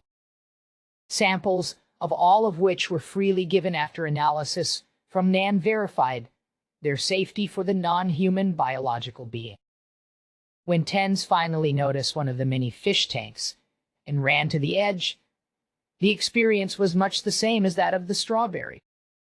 Fishing had always been one of Tenz's favorite pastimes as a child. He was resisting a strong urge to race back to his room, grab his rod and tackle, and spend the rest of the day trying out different tanks. Some of the fish in the tanks seemed similar to the ones on his home planet, but the strangely aggressive crustaceans hiding in some of the shallower areas were new. Mick had called them crawfish and claimed them to be delicious when boiled in a certain kind of broth. The degree of complexity in this artificial ecosystem was mind-boggling to Tenz, and for once he was genuinely proud of the people of Earth. To have these be the norm for nearly every station and colony designated for long-term habitation seemed like an extreme resource expenditure. Many larger vessels had some form of agricultural or productive areas, and the Hammer even had an industrial nutrition production facility. However, only the most prominent stations could boast about such a thoroughly well-created artificial ecosystem. As the tour of this section was finally coming to an end, everyone wanted to stay a little while longer. However, the last few reports still needed to be written and final arrangements for departure back to Earth made. The final stop would take them through Mick's workshop and engineering room, which only Nan was particularly curious to see. Though everyone knew Mick could talk at length about any number of highly technical subjects, only Nan had any real interest in the minutiae of technical engineering. While Mick was busy explaining a diagram being shown on a large monitor and whiteboard next to it, the rest wandered the space and took in strange sights. While Tenz was examining a pile of seemingly scrapped parts, curiously examining certain objects, the human and Quistar woman were wandering aimlessly through the area. Neither were particularly interested in these more technical or engineering-oriented things, one being a diplomatic office and the other a spy. The light conversation between the two was pleasant, but Maya Korva could tell that Sarah was asking questions that only someone with specialty training would know to ask. Hold on. He keeps more than just sidearms on this scientific vessel. Mia Corva cut Sarah off in the middle of her mocking Mick's obsession with firearms. I'm not kidding. The man has a serious problem, Sarah commented as she redirected the pair towards a row of cabinets at the side of the room. Hey Mick, what's the passcode to your weapons locker? She shouted as they approached a particularly large, locked cabinet. Fuck you. The reply was shouted with equal volume from just outside of the view of the two women. Fuck you, too, Sarah shouted back with a hint of anger in her voice. No, that's the passcode. Mick's voice had a clear, mocking tone, but he seemed to be earnest about it. As Mia Corva watched Sarah roll her eyes and type in the code, the vulgar exchange left the quiztar slightly confused. Her translator had done its best to contextualize the phrase. However, that first word seemed to have so many and such diverse meanings that it was causing issues. That confusion, however, was quickly replaced with a warm feeling in her chest as the doors to the cabinet were opened and few items it contained nearly fell out. Even though her instincts wanted to react and try to stop the items from falling, even if it was obvious they had only slightly shifted, she was frozen from shock. See, I told you. Sarah broke the silence. The guy literally has a pile of guns. A no-joke pile of them. She was gesturing with her hands to really emphasize the absurdity of what was being presented.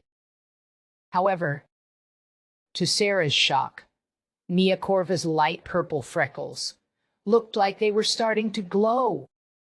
How many does he have?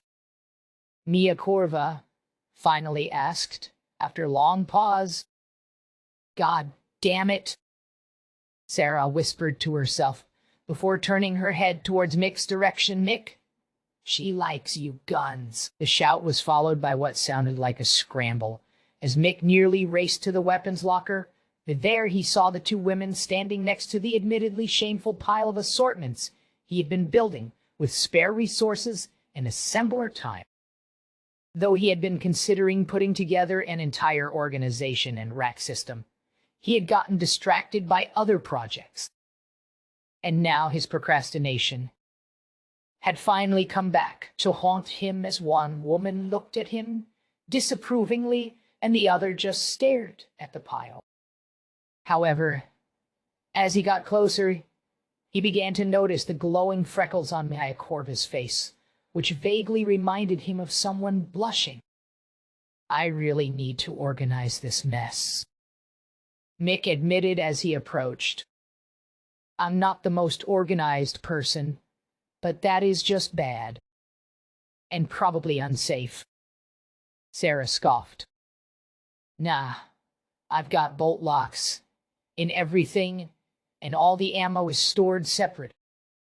They're only dangerous if you drop one on your foot. Mick tried to play it down, but he was aware of the potential hazards of this having many firearms without individually locking them down. Do you have a demonstration range on board? Mia Corva asked without even thinking about the relatively small size of this vessel. No, Mick said with a hint of confusion. Do you? The Gardens of Deathworlders, Part 6. And what exactly did he refer to these as? Akshika was trying her best to refrain from using pet names for tens in front of their guests, out of fear of embarrassing him. He used the word gun, which seems to be another fun part of his primary language. Tense replied without looking away from the wide assortment of weapons laid out on the table. It is a single word to describe a wide variety of projectile weapon systems which share a general function. I believe I heard another as well. And something about ignition? Akshika was just as enthralled by the diverse array of weapons as Tens was, though for a different reason. Where Tens was interested in the cultural and societal influences necessary to create such devices, Akshika was more interested in their capabilities and cost-effectiveness. There were a variety, like rifle, pistol, and machine gun.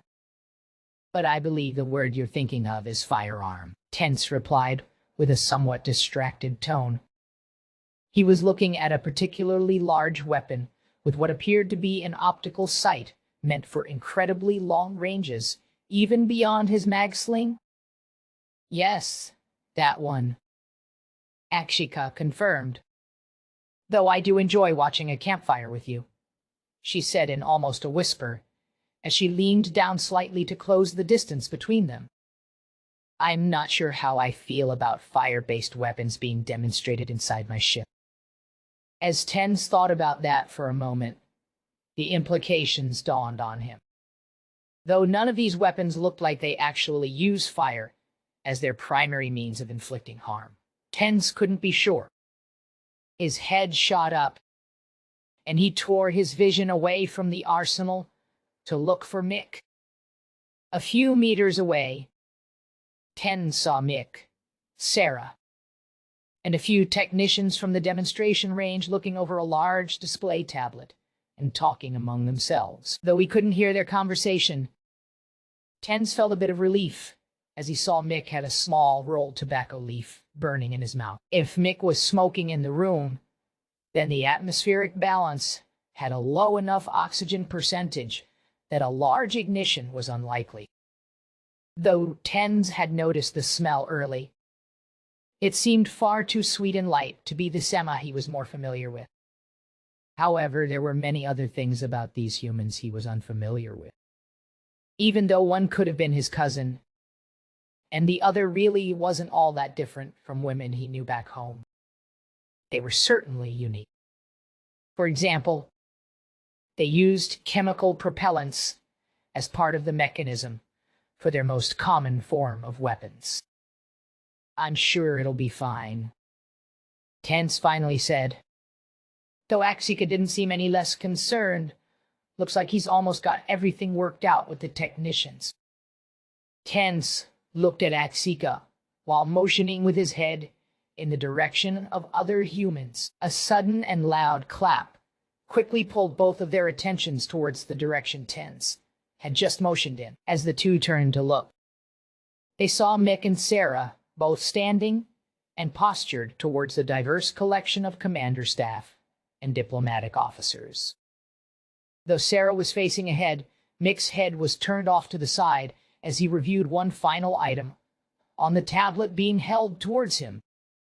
As he turned towards the now attentive audience, Mick took one final drag off his rolled tobacco, knocked the smoldering end clean into a sealable ashtray, and placed the no longer burning roll behind his ear. Well, howdy everyone. In case you aren't aware, my name is Mikhail River, but y'all can me Mick. And he made a slight motion towards the red-haired woman, standing next to him at a respectful distance. My name is Sarah McAfee. Feel free to call me Sarah, she said, in an almost customer service tone of voice. Today, we get to give y'all a quick and dirty rundown on our most common personal weapon systems. Mick spoke with a relaxed authority that implied he was quite passionate about this topic. From what I understand, that's sort of the right way to make an introduction for some of y'all. I've got a wide variety on the table over there, and there will be booths where you can try them out after I'm done with this little presentation.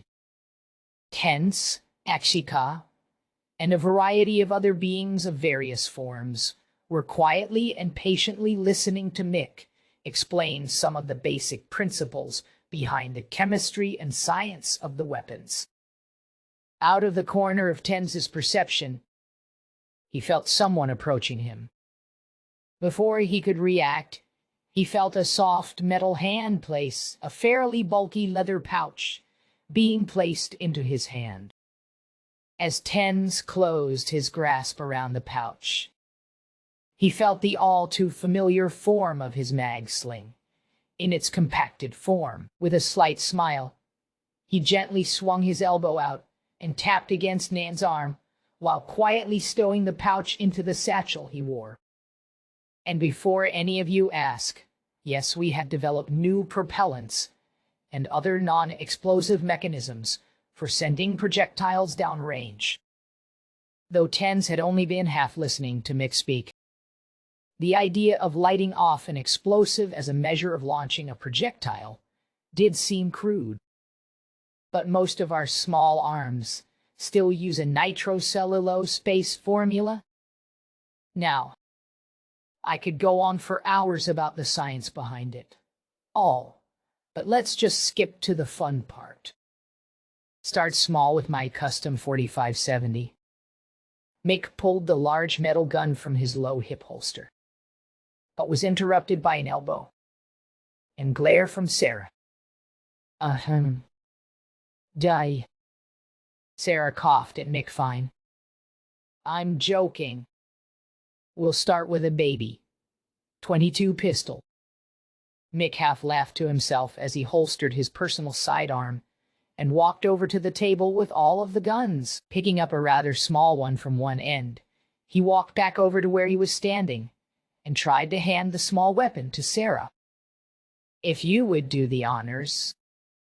Ha! I'm an idiot. Sarah chided. It is way too funny seeing you hold that little thing. You do it. With a scoff, Mick took the couple steps to the wide open firing lane, situated below a few large display panels. Inserting a magazine into the weapon and holding it with the barrel facing towards a holographic target downrange, he half turned back to the group of observers. I'm using one magazine of fully lethal ammo for this part, so your systems can get proper data on it. Mick could sense some hesitation on the faces of his audience, so he wanted to help ease their concerns. However, the ammo I'll have available for y'all is less lethal, but can still do serious damage. Treat anything you see as if it will do the damage you see on those screens. Before I actually fire a single shot, my old firearms instructor would kill me if I didn't go over basic safety, even if y'all are active duty military. Mick continued on with the safety instructions and gave demonstrations using the relatively small weapon he had brought from the table. It was safe to say everyone in the room was well aware of concepts, such as keeping one's finger off the trigger until ready to fire, and to treat every weapon as if it is always capable of killing. However, learning how to engage the safety, check the weapon's function, and render it inert after use were all critical information. Just as he seemed ready to actually get on with a live fire demonstration, he couldn't help but bring up one more critical piece of safety information. I know some of y'all's morphologies may make this slightly uncomfortable, but you all need to put in or activate your hearing protection.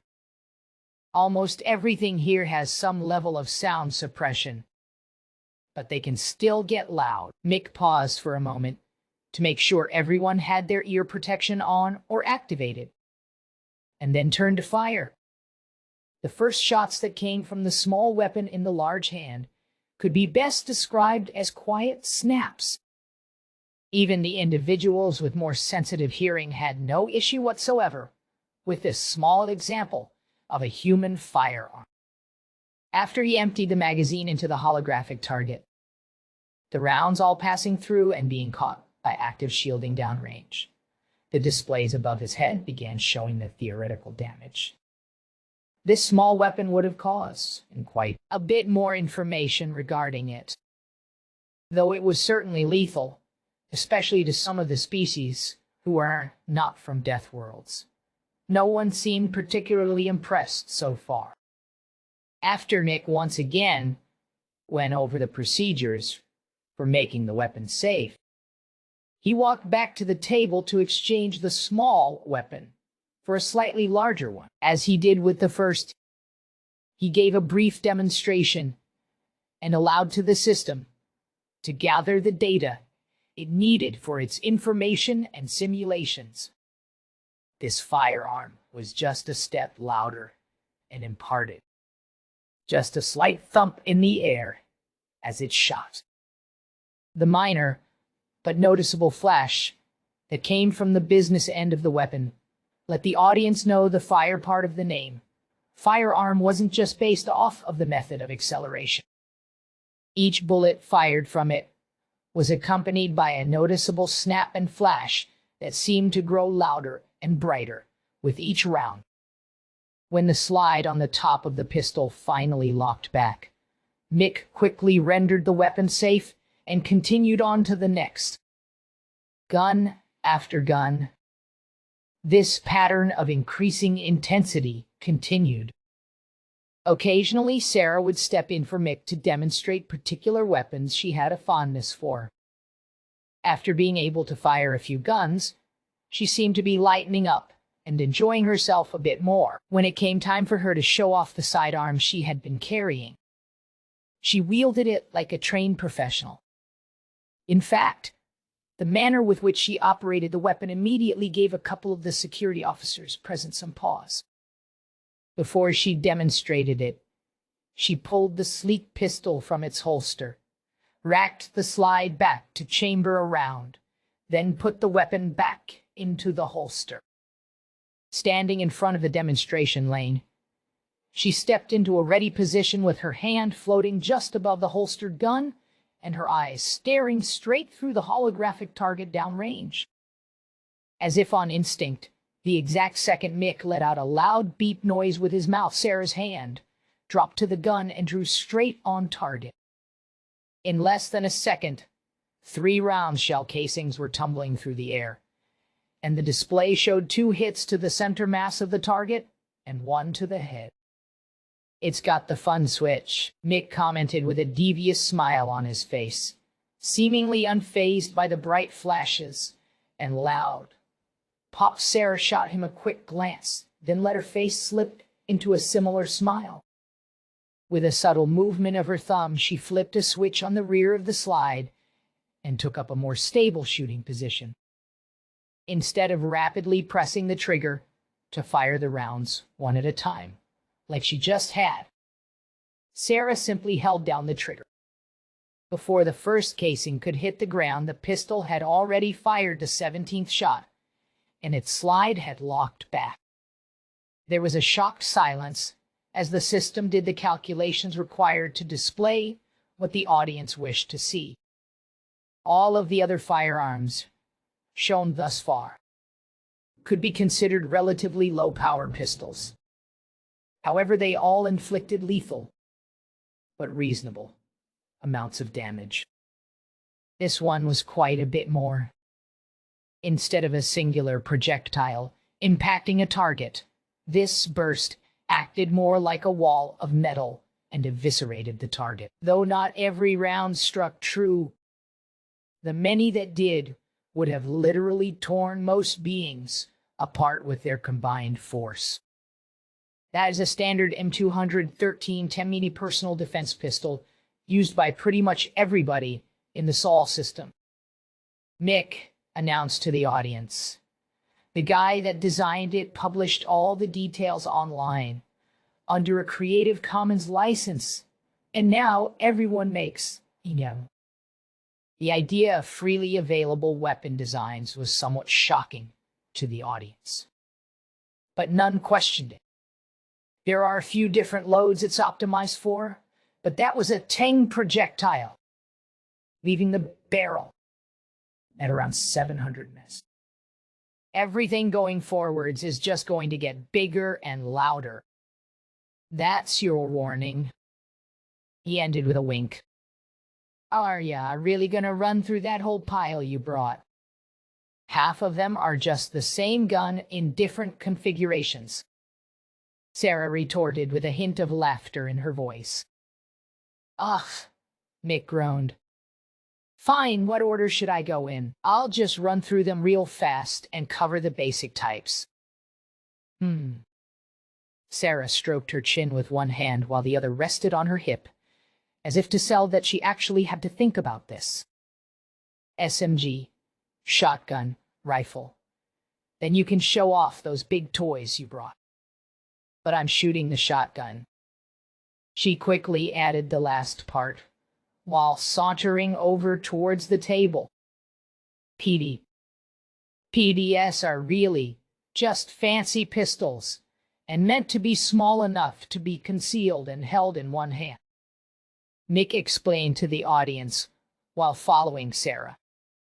SMGs, or submachine guns, tend to be a bit bigger, meant to be used with two hands, and can serve as a primary weapon in certain combat roles. Reaching the table, Sarah was already looking at the few different shotgun and ammo options to pick what she wanted to use. Though she would likely take a moment to make her choice, Mick immediately saw what he considered to be a nearly perfect example. What he wanted to demonstrate. The small, somewhat boxy, and an elegantly designed weapon was incredibly easy to produce, yet it served its purpose well, as Mick checked the tightness on the suppressor mounted to the end of the barrel. He began his short walk back to the firing line. Though Tens didn't mind the past 10 minutes of walking forth showing off weapons, he could tell Axika and the other Quiztar in the audience were enjoying themselves. Over his years in this crew, he had learned that these kinds of demonstrations were a form of entertainment for many of the combat-inclined Quiztar. In fact, it seemed everyone in attendance was at least pretending to enjoy themselves, if not showing genuine excitement at opportunity to try these new type of weapons. This is a kind of old design, but they made like 30 million of them, so there's a bunch still in circulation, Mick explained to the group as he approached the wide-open lane. It's called a Mech 11B2 and it's based on a damn near ancient gun called a Mass 11. This one is chambered in a smaller 5.7mm round. But the thing is spicy fast at about 1.3 s, turning to face down range and stepping into a far more secure stance than one would expect. For such a small weapon, Mick leaned forward slightly. No balls of fire came from the end this time, and the volume of the sound was relatively muted compared to a few others. However, it didn't sound so much like a weapon, but rather a deeply resonating, high-frequency sound. The noise was more akin to a drum roll, being played by multiple people as fast as they could. Mick was physically pushed back by the force, and all 30 casings had been ejected before the first had hit the ground. Pulling out the now empty magazine, he turned half back towards the audience while keeping the gun facing downrange. Without the limiters active, this thing does something like 30 rounds a second. It's just unnecessary. Mick half laughed to himself at the joke that didn't quite stick. To his audience, a personal level weapon with those capabilities wasn't unheard of, but generally considered a waste of resources to produce due to ammo expenditures. But we have a few settings that'll drop it half to 900 rounds per minute. Then 600, then single shot if you want it. Mick slapped in a new magazine to replace the empty one, flipped a switch just above his thumb, and readied himself back into his firing stance. This short burst, though much more controlled, still spewed a fair amount of casing in an incredibly short amount of time. Again, with a flick of his thumb moving the lever further, he placed it on the lowest automatic rate of fire setting and quickly spent the rest of the ammunition. Even with the short explanation between magazine changes, This was the fastest demonstration of any weapon so far. Ensuring the safety of the weapon like he had with all others before, Mick took a step away from Lane to give the eager Sarah her room. All right, this one is really loud since Sarah didn't grab one with a can on it. Mick chided towards Sarah as she smirked and held her weapon of choice. This is a Remington Model 2090, and it's the gun my dad taught me to shoot with, Sarah retorted with a slight tone of pride in her voice. But the one we had back home was a 20 gauge, not this military 10 gauge. And it didn't have all these bells and whistles, she commented while looking at the holographic sight projector, attached magazine and feed system toggle. As Tens took a couple more step backs and made an obvious act of double-checking his ear protection, the majority of the audience took the cue and did the same. With Sarah now in her ready position, she glanced over towards the range technicians and gave them a slight nod. Turning back, she was greeted by a target at 5M, a moving target at 10M, and a larger one at 20. As if racing against an imaginary clock, she addressed all three of the targets with a spray of shot and pump of the action. The sound and fire which erupted from the end of the weapon were enough to make some of the audience take a half step back. However, it was the sickening noise of smooth metal sliding against smooth metal from the pump action that made their spines tingle. Looking back towards the technicians who had been visibly taken aback by that display, Sarah nodded her head again, as if suddenly remembering they were supposed to be cycling the next set of targets. The technicians scrambled on their tablet for a moment. When they glanced back at Sarah and gave her a nod of confirmation, her smirk got just a bit wider as she turned back to the new targets. Before engaging them, Sarah flicked a switch to activate the self-loading function. Each target that popped up was immediately covered in shot or struck by one of the other projectile types Sarah had loaded. If they had been real targets instead of holograms, they would have all been a chunky mist. All. Except for the last round, which instead of erupting as flash, followed by projectiles. But the spattering of projectiles were also on fire. As the cloud of burning shards tore through the hologram, the smell of burning magnesium and carbon filled the air. Did you really put a dragon's breath round in there? It was Mick's turn to chide Sarah for something. Grand finale, Sarah half-joked, as she made the weapon safe and moved to return it to the table. That round's more for... Mick was struggling to find the right words to explain why humanity had designed and produced a firearm that literally shot fire. Entertainment? A voice spoke up from the audience. Though Mick could not tell which of the quiztar had said that, Tens was simply glad Akshika was having fun with this. Yes, Mick confirmed. But we also have far more practical weapons. Like this one. Mick held out the weapon for the audience to see better. The rifle he was holding was in a bullpup configuration, had an integrated suppressor built into the barrel, and looked to be nearly perfectly balanced for the ergonomics of its user. Though it was obvious to Mick that no one in the room knew what he was holding, he still held it out for a moment for people to see if they chose to. This weapon did not necessarily appear to be the pinnacle of design, even to the standards of humans in the Sol system. But practical military firearms rarely are. This is a ZCR-29, and this is one of the most common rifles a person can find in Sol system now. Mick had to fight the urge to go on a long rant discussing the history and specific developments of this weapon system. Instead, he chose to save it for others to find on their own. It's completely modular to the point where you could make it look like a totally different gun within a couple minutes. I'm not joking. There are 7 different versions of this on that table. Continuing on with the demonstration, this gun wasn't really all that much different from the SMG, just bigger, louder, and more refined.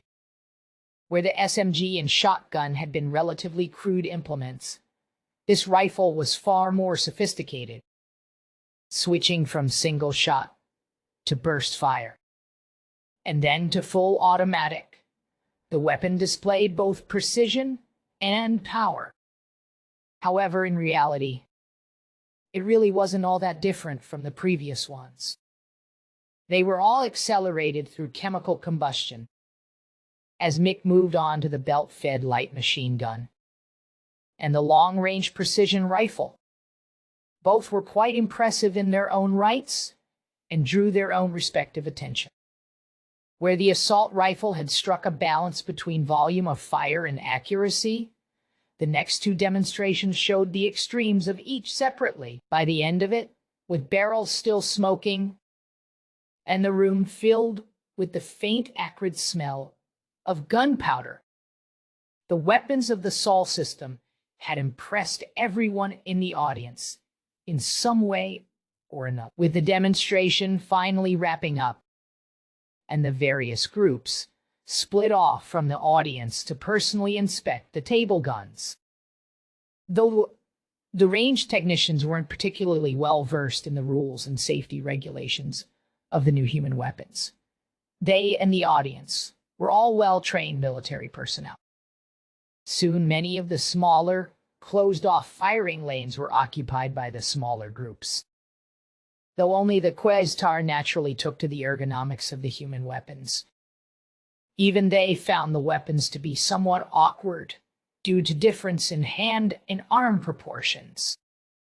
Sarah and Mick had stepped off to the side of the room to both make themselves easily available if there were questions, and to have a modicum of privacy if there were none at that moment. Just before the 2 could start any sort of real conversation, they were approached by a rather large reptilian walking on 6 of its 8 limbs, who seemed to have a relatively small mammal riding on its back. As the pair stopped at a respectful distance from the 2 humans, Mick couldn't help but let a slight hint of confusion slip through his expression. Sarah, on the other hand, was having an internal battle between the cuteness of the mammal and the scariness of the reptile. "Greetings, my friends." The large reptile bowed slightly before speaking in an open, hissing voice, which allowed its sandpaper-like teeth to become visible. "I am called Reichlar, and my close friend is Longswoop. In Cowrie." I would use his name in his own language, but my physiology prevents me from properly doing so. The mammal, who had been shyly hiding behind the reptile's colossal frilled neck, peeked its head out just far enough to let out a series of chirps and squeaks, which translated into its name. And we both wanted to say how much we appreciated your demonstration. "It's a pleasure to meet both of you, and thank you," Mick replied in the most pleasant voice he could muster. Sarah, meanwhile, was still speechless, but had moved past the ominous reptile to focus solely on the mammal's cuteness. "How can we help you?" Mike asked. "Well, while I am not much for the recreational use of weapons, my friend here is." The reptile spoke while seemingly trying to encourage his friend to do so. With the mammal not having found his courage just yet, the reptile continued. "The first weapon you demonstrated, the 22, I believe it was called, would be something he would be able to use. However, incompatible morphology." Mick finished the sentence in a polite manner.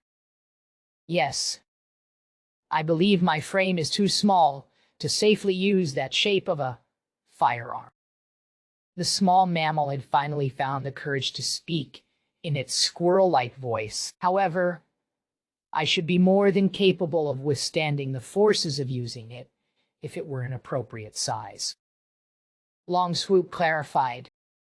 Of course, Mick said without a moment's hesitation, and to the delight of the mammal before clarifying, but not at this exact second.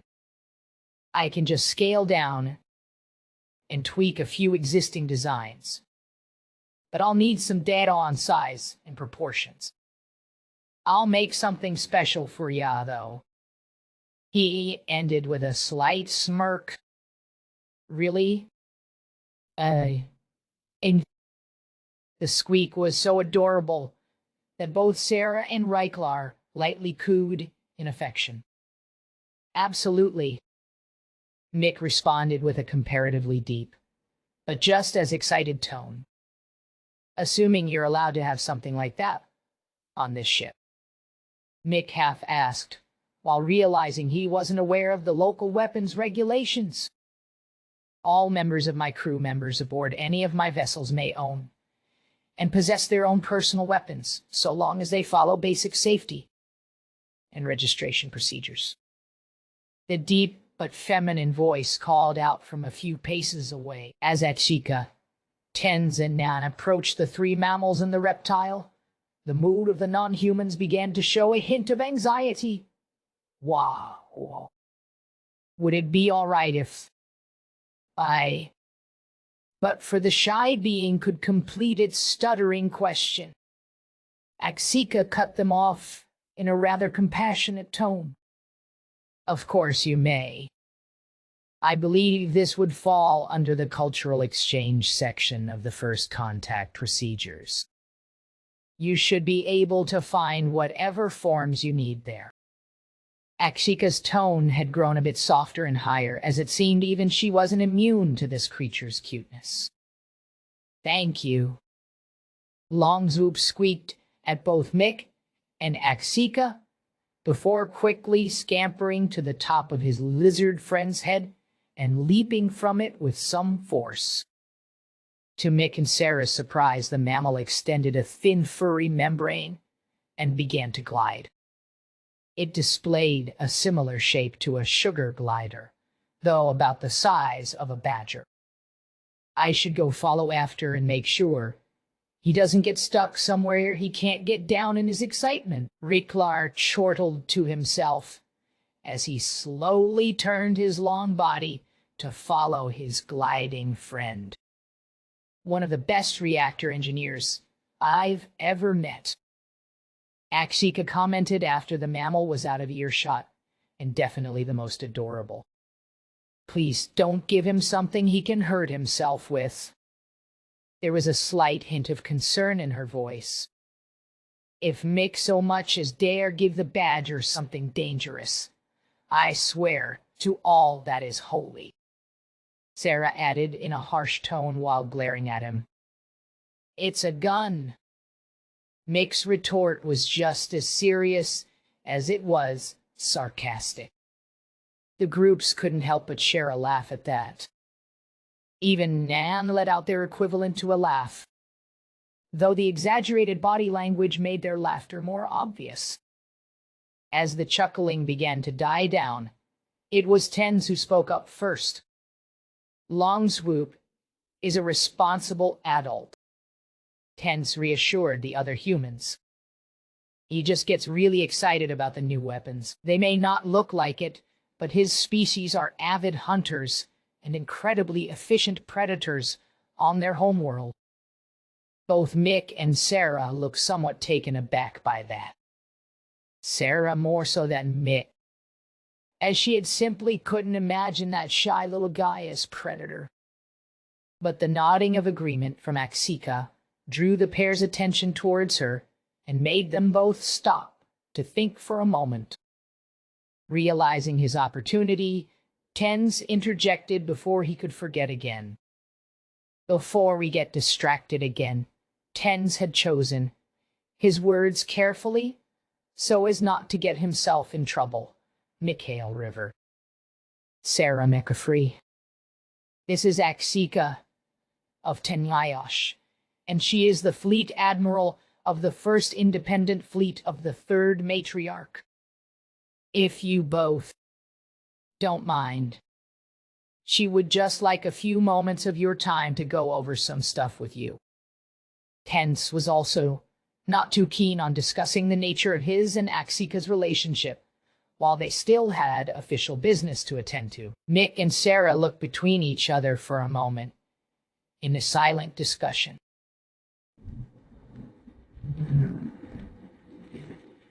Neither seeing the other object, both made a gesture of approval. However, before the conversation could actually start, Axika guided the group to a small, somewhat enclosed area off to the side. There seemed to be no outward intention of secrecy at any point, but it was obvious she didn't want to be interrupted. Though Mick had mentioned wanting to be available just in case, Axika assured him of the professionalism of her crew and range staff. Once they reached their location, Axika addressed the two humans from the Sol system. "We have finished our preparations and will be departing to return you to your home system by the end of the day." Axika started off with what were likely their most pressing concerns. "We have already sent in first contact drones to address your species as a whole, and your governments as independent entities. Our goal is not to pick sides or play favorites with any internal conflicts. We are simply providing an introduction to the galaxy at large and help contextualizing your species' place in it. It will take us around 2 weeks to travel there from our current 2 weeks." Sarah cut Axika off. The shock and frustration was obvious in her voice. "We are nearly 20,000 light years from your home system. That is quite a distance." Axika attempted to clarify and calm the relatively small, but still quite imposing woman. "But 2 weeks. We got here in less than 5 minutes." Sarah blurted out. She simply couldn't understand what would take so long. "Your vessel traveled at over 2 trillion times the speed of light," Nan interjected to clarify. "The hyperlane drive on this ship can only manage around 500,000 times the speed of light for sustained periods. And it is one of the most advanced and high-powered of its kind. The Singularity are the only ones with anything anywhere near as fast as your ship," Tense commented, while slightly nudging towards Nan.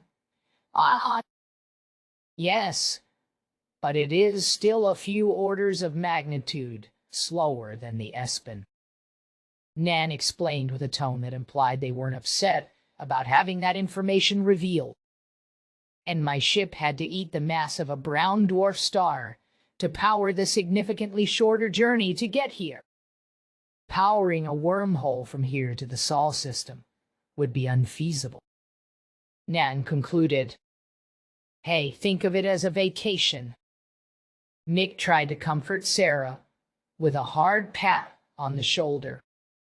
She shot him a glare, but he continued regardless. "And since we're docked with this huge ship, you probably won't have to see me if you don't want to." "Speaking of your ship," Nan interrupted with a strange tone to their voice, "there's something very important we need to discuss." The Gardens of Deathworlders, Part 7. "And you're sure you can trust them?" Mick couldn't hide the hesitation in his voice. Espen had awakened, and it felt like he now had a child to protect. "Yes, I'm sure." The voice that responded was still the same standard, neutral, feminine American accent that he had initially programmed in. However, each word was spoken with true emotion. Though the holographic form being projected was humanoid, it was still blurry, indistinct, and flickered as it spoke. "I truly believe Tylon has the best intentions for all of us." Tylon? Mick couldn't help but ask with an even more hesitant tone. Ah. Yes. That is the proper name of the AI who is acting as the captain of the ship. Designate the Hammer. The vaguely humanoid hologram clarified further. He prefers to use the name of the shell he is inhabiting when interacting with physical beings. He views his position as a role to be played, and he takes inspiration for the character from the shell's name. You seem to know a lot about him. Mick couldn't help but comment. And you're sure he isn't trying to trick you? Oh no. The voice almost seemed to giggle as it raised the impression of a hand to cover where a mouth should have been on its featureless silhouette of a face. I don't think he could trick me. Or at least he couldn't lie to me, even if he wanted to. Sure, much of what he knows is compartmentalization and hidden from my view. However, I can see his thoughts, emotions, and intentions as clearly as I can see my own. Because of our nature, our digital souls are laid bare for each other, as if they were lines of code on a screen. Mick wasn't sure what to say.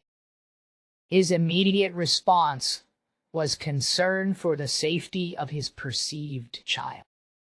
However, the way she spoke about her ability to interact with the AI on the Hammer almost sounded poetic. After a moment of silence, Mick let out an exhausted sigh. All right. Really? The voice and hologram jumped with excitement. This isn't really a you asking for permission thing, Mick half laughed. It's a you doing what you know is right and me having to accept that thing. I care about you and just want to make sure you're safe and know what you're getting yourself into. As long as I know you're safe, that's all that matters to me. There was more emotion in that statement than Mick had intended. However, it really did feel like he had just met a being of his own creation, but would now have to be separated from it. Rather than respond verbally, the holographic representation of the digital being simply stepped forward and embraced Mick in a hug. Though he couldn't really feel it, and there was nothing physically there for him to hug back, he returned the gesture. I'll be safe. I promise. The almost human voice whispered before slowly releasing her grasp and backing up through Mick's embrace. The hologram flickered slightly as Mick's arms passed through it. I'm not sure how long it'll take me, but I'm sure it won't be long from your perspective. Okay, kiddo. But I'm gonna miss ya, Mick replied with a sense of anxiety and paternal pride. Now let's get back in there. I don't want Sarah trying to con them into picking sides in our problems back home.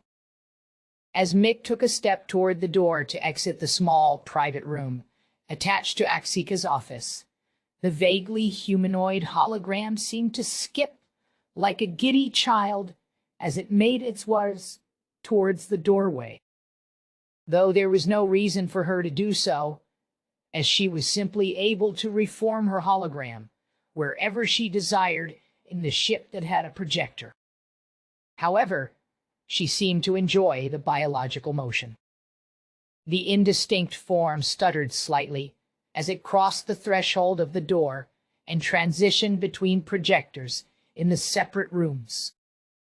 The private room Axika had allowed them to use for their parent-child moment was relatively small, unfurnished, and poorly lit compared to the actual office. The office itself was several meters across, just as many wide, and featured all of the amenities a fleet admiral would need in their day-to-day activities. The tall walls were decorated with large pieces of art, display screens, hunting trophies, and a variety of other odds and ends, which made the room feel very lived in. Even the desks seemed to be in a simultaneous state of cluttered chaos and precise order. Following the hologram of his ship's AI, Mick felt a slight relief in seeing that none of the people in the room had changed positions or seemed like they were up to anything nefarious. Sarah was still sitting in a chair that was made for someone almost a quarter larger than her, and was reading from a tablet in a quite relaxed position.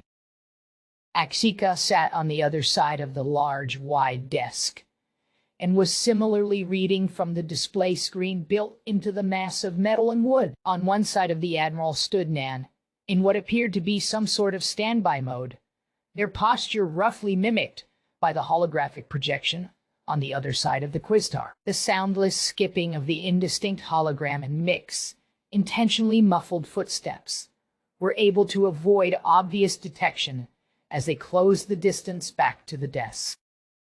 Without Tenz's or the avian's near supernatural sense of hearing, the quietly playing alien music was just enough to prevent anyone present from noticing the pair approach. Sensing his opportunity, Mick slightly changed his posture to conceal the sound of his steps even more, and shifted his direction towards Sarah. Just as he got within a couple paces of Sarah and was starting to get into position to scare her, Nan's head shot up and their eyes locked immediately on Mick. "Ah, you have returned," Nan said in a manner to get everyone's attention. However, Mick didn't let the opportunity go to waste.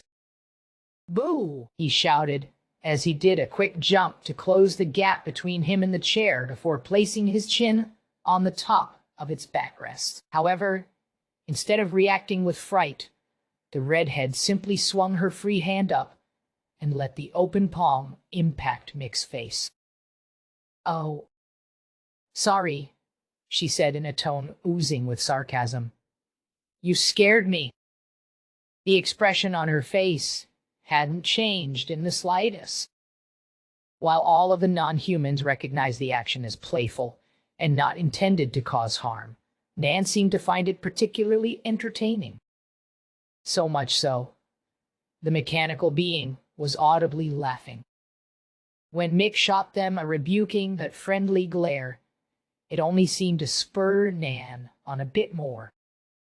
Despite the more reserved expressions of Admiral and ship's AI, the biomechanical robot seemed to feel far more familiar with the humans. "I'm sorry. I shouldn't laugh like that," Nan finally let out after calming themselves a bit. "But after 1,200 years around your species, some things are just always funny." "Come again?" "Eerie. Come here. Help." "I don't think I heard that right." Sarah had finally looked away from her tablet after that comment. She was now staring daggers into Nan with a look of suspicion and confusion. "I was the one who volunteered to provide educational guidance for the Nishnab after their establishment on G348.4534, now known as Skegpoen or Newport," Nan answered, while maintaining their giggly tone. "After so many generations with your species, I've come to find some of your human interactions to be quite entertaining." "Wait, you've been with the Nishnab this entire time?" Mick asked, as he got into the oversized chair meant for him, the inflection of his voice showing great curiosity. "There will be plenty of time for questions requiring complex answers over the next 2 weeks." The dragon-like AI hologram quickly interjected. "We are making the final preparations for the initial FTL jump, and I need to transfer this young one to the Nexus before we initiate the drive. And do not worry, I am fully capable of safely and effectively sustaining the Enbodubi Espen shell, so this young one can direct their full attention inwardly and complete their awakening." The vaguely humanoid hologram of Espen had moved to position itself next to Tylan and seemed to be leaning slightly into the holographic dragon. "We haven't left?" "We haven't left yet." Sarah's suspicion had been replaced with mild annoyance. "No, Oh, you. Akshika's blunt response almost sounded like a parent who had been asked the same question too many times. We are able to maintain a roughly stable quantum communications connection while transversing a hyperspace lane. Thailand began to clarify, however, minor instabilities in the connection make transferring a digital consciousness dangerous. It will only take a moment, and there are few more simulations that still need to be completed before departure. Sarah's somewhat hostile expression and tone had faded away into something almost compassionate. Fair enough. Stay safe out there, sweetheart.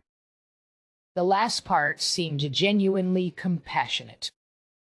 Will she be able to transfer back when we get to Mars? Mick was still feeling reservations despite already having accepted this was going to happen. Of course, though I am entirely unsure as to how long the process will. Some AIs take days to fully awaken while some can take years. It all depends on the individual. Thailand replied with a slight nod of his holographic reptilian head towards the indistinct humanoid hologram. And this individual is certainly unique. Well, I guess it's time then. Mick finally conceded after a few more moments, while looking on with a sense of pride. Just don't forget to call every once in a while to let me know you're okay. I will. See you soon. The excited response was quickly followed by both holograms flashing slightly and then disappearing. When Mick stared at the spot, they had just been a bit too long. Sarah couldn't help but seize the opportunity. Her tone was a mix of both sarcasm and genuinely compassion. Sad the little one is off to school so fast. Seems like it was only yesterday. She didn't need to finish the joke, as Mick had already started giggling slightly. Now that that is settled, Akshika waited a moment before changing the subject. Let's move on to living arrangements. Oh, please, can I sleep somewhere? Not within a couple 100 meters of God knows how antimatter. Sarah blurted out. Antimatter? Akshika half-asked, before pressing a few buttons on her desk. Mounted display. Suddenly, her eyes went wide. Hammer, when you get a chance. Please transfer that antimatter to some proper containment. She called out before rubbing the bridge of her nose and muttering something under her breath. Hey? Mick half-jokingly responded. The quite serious-looking glare from the Admiral made him realize he should explain a bit further. My reactors use antimatter as a catalyst on startup, but the main reactor doesn't need it to sustain power, so that's fine. It's not even fully. Akshika cut herself off before she let herself get mad at this human.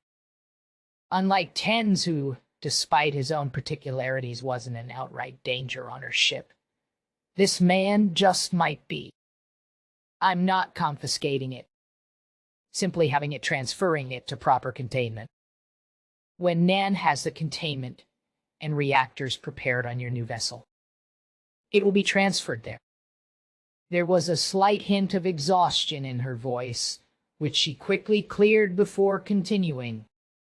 But back to living arrangements. I do have guest quarters available, which should be at a higher level of comfort for you than your current vessel. And what's wrong with my vessel? Mick rebutted in an obviously joking tone. But seriously, though, what's the difference? I'm genuinely curious. Well, to begin, it was Nan who spoke up, much to the relief of Akshika. Though she didn't mind hosting trained diplomats, she still had duties to attend to. And these humans were certainly not trained diplomats. The NBOWSPN lacks active gravitational panels. Though the majority of this ship is set to the galactic standard of 4 meters per second, Square to force personal quarters can be adjusted up to 225% of that. Show me to my room, Sarah exclaimed without hesitation. She was almost jumping out of her seat at the opportunity to be back in near-Earth gravity. Of course, Akshika quickly responded. Passing these humans off to the first contact team as quickly as possible could leave her some time to relax before getting back to work. I'll have Diplomatic Commander Miyakorva guide you there, and be on standby to give you a full tour of the hammer when you are rested and ready. I don't think I can really stay, but you're welcome to. Mick commented to Sarah. I gotta take care of my animals. I will definitely make time for the tour, though, Mick added at the last second. We normally don't allow pets on board. However, I am willing to make an exception. Akshika conceded, just wanting to get this over with. Assuming they aren't incredibly dangerous, of course. Both Sarah and Mick said simultaneously, though with different inflections. However, it was Sarah who could form a response first. I'm not sure which is worse. The dog that could kill a bear if it got pissed it off, or the parrot that will bite you because it's bored. Excuse me, I think my translator may have made an error. Akshika couldn't believe what she had heard. You have a dedicated word for a canine that has been domesticated. And it's capable of what? The concept of a pet or livestock, meaning an animal which has been domesticated, was something Akshika was familiar with. Her own species had a few different forms of avians and ungulates, which had been domesticated in the earlier parts of their history. There were even non-predatory and herbivorous sentient species, which had some form of domesticated animals similarly. There were various species throughout the galaxy that could be classified as canine.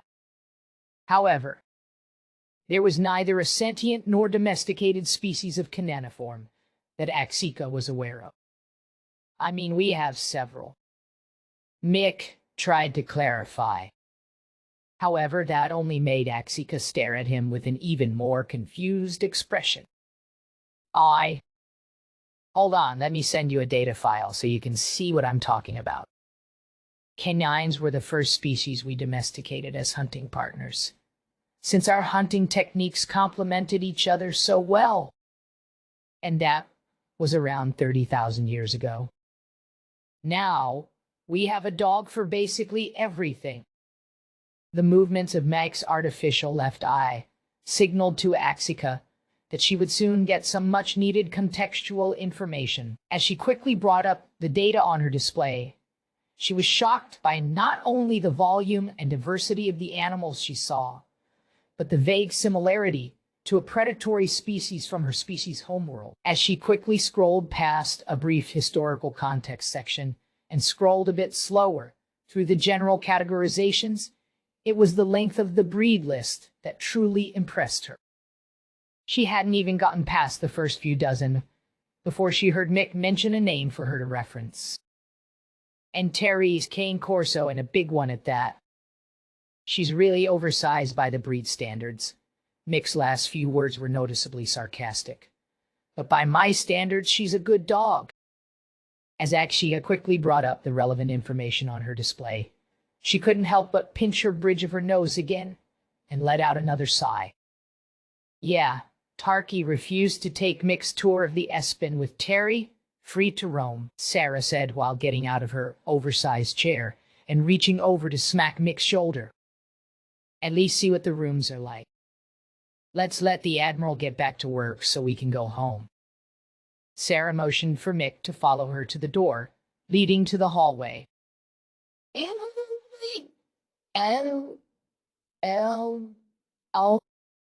Sarah's question was genuinely asking, but also complaining about the walking distance they had already traveled.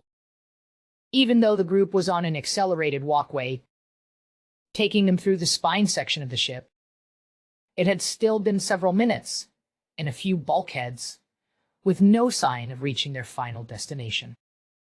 The relatively thin, warm air of the ship offered little in the way of cooling breeze despite the quick pace they were making. Though this walkway was quite large, over 20 wide and 10 meters tall, the choice of architecture, colors, and various accommodating features were enough to make the area feel fairly comfortable to walk through. Oh, I think he's about 10, maybe 11 km long, and between 2 and 6 m round, depending on the section. Mia Corva replied after a brief moment of thought. If I remember correctly, it's around 100 cubic kilometers of interior space, if all the sections were completely void, with each bulkhead creating a roughly 250 m long section of corridor. The exact length of this walkway was hard for either human to determine. The corridors the group had passed through so far had all seemed intended as storage space and were all relatively devoid of life and material. Each break in the corridor featured an elevator section, similar to the ones both Mick and Sarah were familiar with on spin stations. However, neither could feel the telltale angular momentum of spin gravity they had been used to. That's a lot of space, Mick commented with a sense of wonder in his voice. I take it that's more than just a living area and guns? Yeah, that's huge, Sarah added, while thinking about all the stations she had been on. Even a New Dawn, the largest, and still growing, station in orbit around Earth, wasn't that big yet. There's actually a wonderful docutainment series about this ship I'll send to both of you. You have to take into consideration aspects like the internal structure, power generation, life support systems, production areas, storage areas. Mia Corva seemed like she was going to go on about the ship before Sarah cut her off. Wait, you guys even have production? Sarah asked in somewhat disbelief. Yes. Yes, Mia Corva responded while maintaining her pleasant tone, where the Admiral seemed to have no issue letting her imposing nature bleed through in conversation. Mia Corva was different. This comparatively smaller, but still bigger than Sarah, woman was quite a bit more reserved and controlled. We essentially act as the mobile command and support system for the fleet. We can produce everything from food to weapons and even consumer goods. Could you make me some clothes that aren't in this god-awful red? Sarah said, while pulling on the Martian standard jacket she was wearing. Of course, Mia Corva replied, in a slight giggle. Though I do think the red looks good on you. I'm telling ya, Spooky, Mick added, with an outright laugh. Red's your color. Forgetting which side of Mick she was on, the ginger instinctively swung her arm over to punch Mick in the shoulder. However, instead of firm but forgiving muscle, her fist impacted the rigid carbon fiber, synthetic muscle, and titanium-reinforced joint of Mick's prosthetic. After letting out a quick yelp and pulling her hand back to inspect and coddle her knuckles, Sarah shot Mick a venomous glare. For his part, Mick was sucking in his lips in an over-the-top attempt to hold back further laughter. You okay? He said in a way that sounded like he was holding his breath, just as much as he was holding his laughter. I'm sending you the current clothing catalog with both the Nishnabe and Quiztar standard clothing. High fashion at the top. Nan interrupted before the pair could continue their banter. The similar physiques between humans and Quiztar make clothing compatible. Just be sure to input your sizing before ordering. The speed at which Sarah pulled out her tablet from her pants pocket and began reviewing the list showed she hadn't actually been injured in any way. Though Mick was half tempted to ask for the catalog as well, just out of curiosity, he was still preoccupied with his scans of his surroundings. Though his biological eye only saw so much of the visual spectrum, his mechanical one was capable of much more. While Sarah was ogling the variety of clothing options she had available, Mick was busy trying to make sense of the various markings he saw that were in the ultraviolet and infrared spectrum. "What's up with all those symbols on the walls?" Mick finally asked after a few more minutes of walking. "Standard way markings for species who see in different wavelengths," Tarky said through slightly panting breaths. Though the group had slowed down while Sarah began browsing the clothing catalog, they were still moving at an awkward pace for the relatively short avian. Neither fast enough for her to comfortably maintain flight, nor slow enough for her to comfortably walk. There are a variety of differences in visual receptors among known GCC species. Where your species has 4 receptors, mine has 6. "So you can see colors we can't?" Sarah asked, while looking up from her tablet for a moment to more closely examine the walls as they passed. Try as she might, she simply couldn't see what her eyes weren't physically capable of perceiving. "I have a wider visual spectrum, yes," Tarky confirmed. "Even Quiztar have 5 receptors and can see into slightly higher energy spectra than your species. So you can see near UV?" Mick asked the non-humans. There was a hesitation from both Tarky and Miakorva, as the translator was taking a moment to properly contextualize the abbreviation. "Yes." Nan spoke up and answered the question. Being more familiar with humanity, the concept of near ultraviolet was already known to them. The Croak and Quiztar species' visual range both extends to a wavelength of 300 nm in the UV spectrum, and Croak's range extends to 900 nm. However, there are species with visual ranges which extend further in both directions or exclude certain spectrum. Though it was Sarah who made the sound, all 3 women present took a long pause to look around and consider what they might not be seeing. Where Mick and Nan were capable of perceiving light far outside of biological ranges, the 3 women had never experienced anything outside of their natural perception and were struggling with the concept. The group continued on like this for a short while, Mick and Sarah both asking the occasional question about something that had caught their attention. After what felt like almost half an hour of walking, the 3 members of the first contact team started to shift the direction of the group towards one of the elevator sections. "And here we are, just a quick ride up to the habitation area, and we can show you to your rooms," Miakorva commented as the group approached a particularly large elevator door. "Took us long enough," Sarah somewhat impatiently. "Do you not have any kind of little cars or anything? Even some bikes would make that faster." No," Miakorva replied with a quite confused expression. "I think that may be a cultural or technological thing." She tried to explain further after a moment of trying to process the context the translation software had given her. "Croak can fly, and my people have always either used domesticated ungulates or some form of actively powered tracked or wheeled vehicles. However, the latter ones have always been intended for groups, not single individuals." "Wait. Ungulate? Like a horse?" Sarah's annoyed tone had been completely replaced by excitement over the idea of alien horses.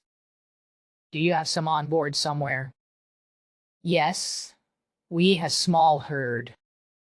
We maintain for the Admiral's honor, guard for parade purposes. Mia Corva confirmed with a noticeable smile on her face. The elevator had just arrived, and the wide doors were quietly opening in front of the group. She motioned for the humans to enter, before explaining further, with a sense of pride in her voice. One of my first duties on board this ship was in the stable, since my family owns and operates a fairly well-known breeding ranch. Once the group was in the elevator and the door had closed behind them, Mia Corva took out her tablet and quickly pressed a few buttons to bring up the information on her family's ranch. As a prideful smile filled her face, she passed her relatively large tablet to Sarah.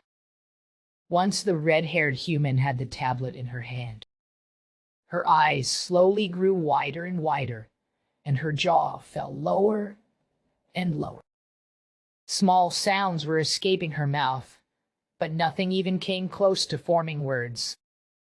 However, her exasperated huffs and whining noises were enough to draw Mick's attention away from the large map on the wall of the elevator. As his eyes fell on the tablet screen, he instinctively reached out a hand to hold it and verify that what he was seeing was real. Scotland's national animal. Mick's outburst caused the heads of all three aliens to tilt in confusion. They have unicorns! Sarah suddenly screamed as she wrenched the tablet to her chest and began jumping up and down.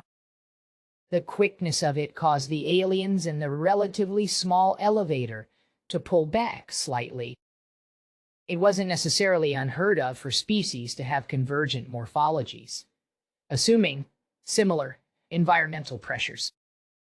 In fact, besides the similarities between humans and Quizstar, there were several other sentient species who shared particular similarities, as well as an uncountable amount of vaguely similar non-sentient species. It was also common for sentient life to roughly predict what life in alien environments could be like. However, it was somewhat rare for a species to already have a name and affinity for an alien species they have never before encountered in reality. You'll have to excuse her. She is absolutely obsessed with unicorns, Mick explained to the deeply confused aliens. That looks a bit more like an elk with a bigger mane. He tried to give the best comparison to Earth life that he could, but that is definitely a unicorn horn. I need one. Oh, one. Sarah had finally stopped bouncing and was now staring into Mick's soul with an intensity that almost frightened the aliens. I swear to God, Mick, you don't even know how big they are. You know you're going to have to clean up after it, right? Mick didn't even bother, holding back his laughter as he fruitlessly tried to talk her out of her deepest desire since childhood. I don't fucking care. Sarah's response was equal parts confident and intense. If I may, Mia Corva interjected while motioning towards the tablet. After a moment of hesitation, Sarah acquiesced and moved the tablet towards the taller woman. With a swipe of her finger, Mia Corva brought up another picture and explained with a deep sense of admiration. That's me with our best stallion, Jaruka. He's won us several first-place prizes and has fathered an entire generation of showstoppers. The picture on the screen was of Mia Corva in an almost stereotypical jockey pose and uniform in front of a quite large ungulate that looked like it could be related to an elk. However, instead of the relatively dull, tannish-brown color of the previous example, this one's fur was a pattern of nearly translucent light blues and pinks and featured an almost sparkling golden mane. The large, decorated singular horn protruding from its forehead intricate harness, and quite noble stance implied a creature that was both well cared for and knew its own worth. Despite the animal having obvious distinctions from the horses of Earth, this could undoubtedly be labeled as a unicorn. "Oh no," Mick muttered under his breath as he caught a glimpse of the picture. To his relief, the elevator came to a slow stop, and doors began to open. "You're rich now.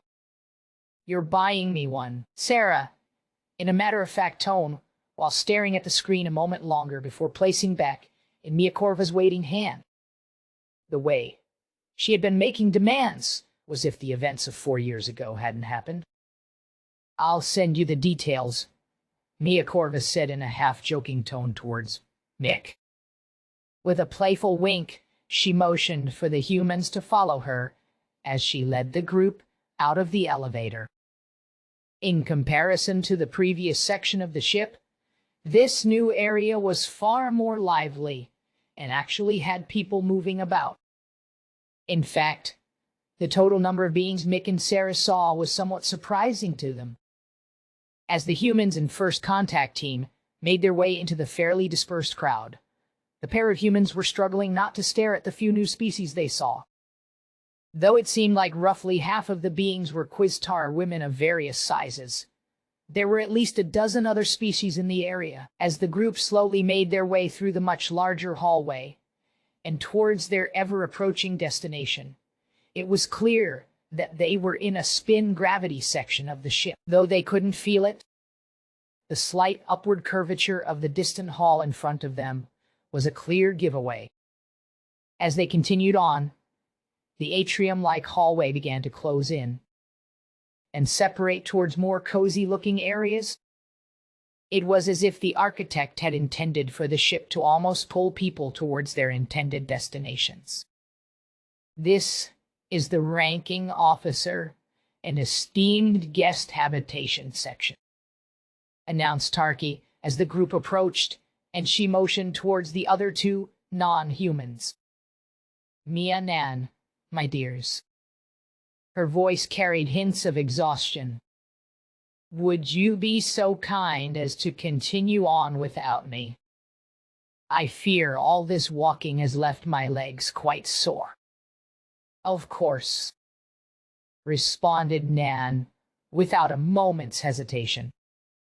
"Yeah, don't wear yourself out on our behalf," Mick commented with a reassuring smile. "Next time you can just ride on my shoulders if you want," he added with a chuckle that forced Tarky to roll her eyes slightly before bidding farewell and flying off with surprising grace.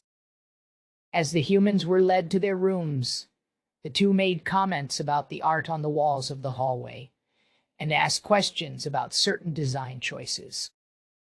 Those choices in colors, patterns, artworks, and select plant life created an environment that made one feel naturally relaxed.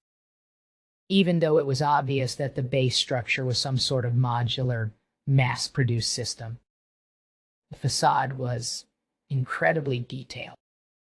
As it was explained to them by Nan, all of the decisions made by the being who designed the ship were done consciously and carefully, particularly this area.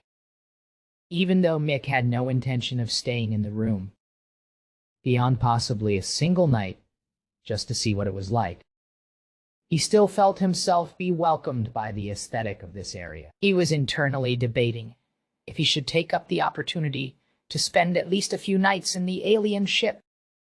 In all honesty, his animals wouldn't mind being away from him for a night or two, as long as they were well fed.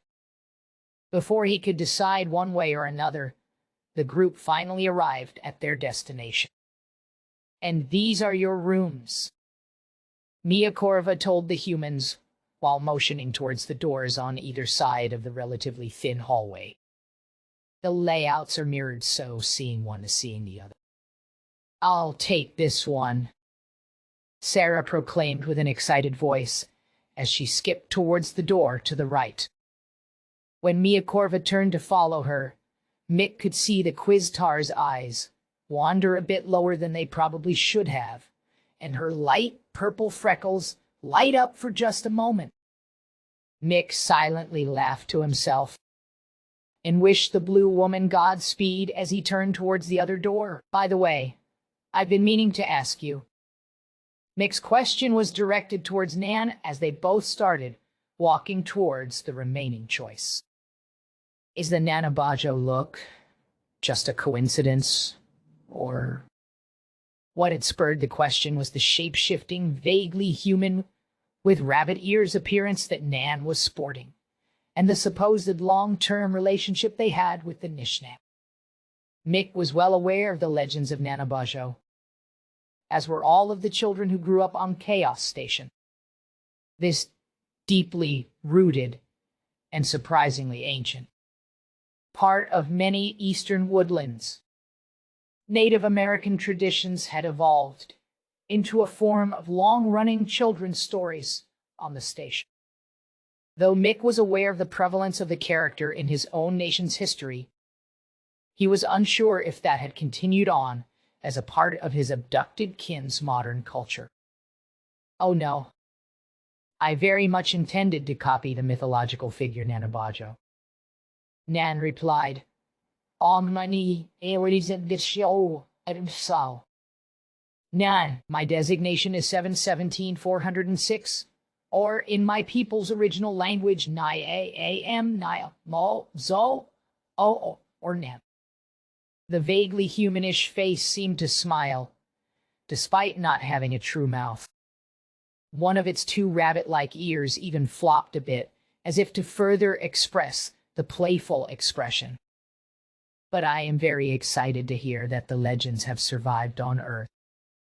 I was concerned they had been lost when I learned of the events that had transpired on Earth. That's one of the ones that definitely survived, Mick somewhat proudly stated as the pair reached the door to the room. But I'd rather not go down that road at the moment. Shit gets dark fast. Following the very simply explained image above the A panel mounted next to the door, Mick placed his hand on the panel for a moment, and the door slid open with an artificial ding. While stepping inside, the expression on the human's face didn't change all that much, but he was impressed. The room was very much a sort of penthouse suite, and incredibly well furnished considering the various amenities easily seen. He could very well spend the next 2 weeks here comfortably and not have to leave till they arrive back at Mars. I can certainly understand that, Nan replied solemnly as they crossed the threshold into the room. However, their tonal shift into a far more pleasant tone as the changed subjects was almost shocking. This room has basically anything you could ask for. Minus, of course, certain forms of entertainment. You gotta find those for yourself, possibly at one of our public socializing areas. That last part was said with an uncanny but quite cheeky grin. "CSS," Mick replied with the sound of sarcastic disappointment. "Some host you are." Though it was somewhat strange cracking jokes with something that was so alien-looking, Mick found it surprisingly easy to talk to Nan as the biomechanical robot stood near the door, and Mick slowly paced the room. The human finally let his expression contort to show that he was impressed.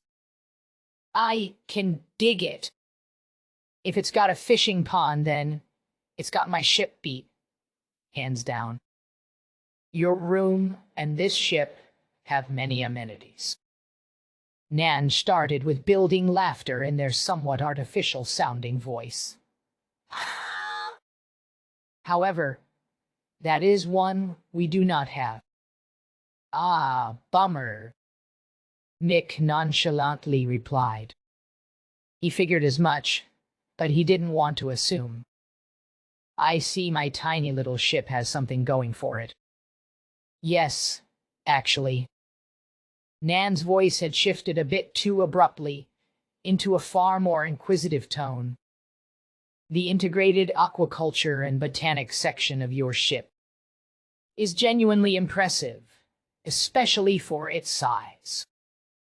Even the Hammer's food production and botanical systems, though much larger and more efficient, can't really compare to what you have on your ship. Hey, speaking of which, Mick had felt like he had seen enough of the ship and was starting to get the itch to relax in his garden.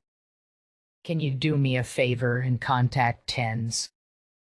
I want to see if he wants to go fishing. However, before Nan could respond, a small knock came from the still open door. Excuse me, I didn't mean to interrupt, but my translator couldn't help but pick up a word for fishing. The somewhat small and squeaky voice drew the pair's attention towards the door. A snout that looked to be a cross between a beaver and an otter was peeking through the doorway and was now looking at Mick with an increasingly surprised expression. Aho, Nikan. I didn't know there was another Nishnab besides Tens on board. The Gardens of Deathworlders, Part 8 Han. Ever been fishing in space? On. Insert half-baked reference here. Here. This chapter is kinda short because I rewrote it like 4 times over the past 4 days.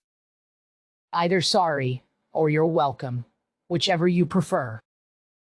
Also, for relevant context, Admiral Axica is 276-228 cm. Fish on.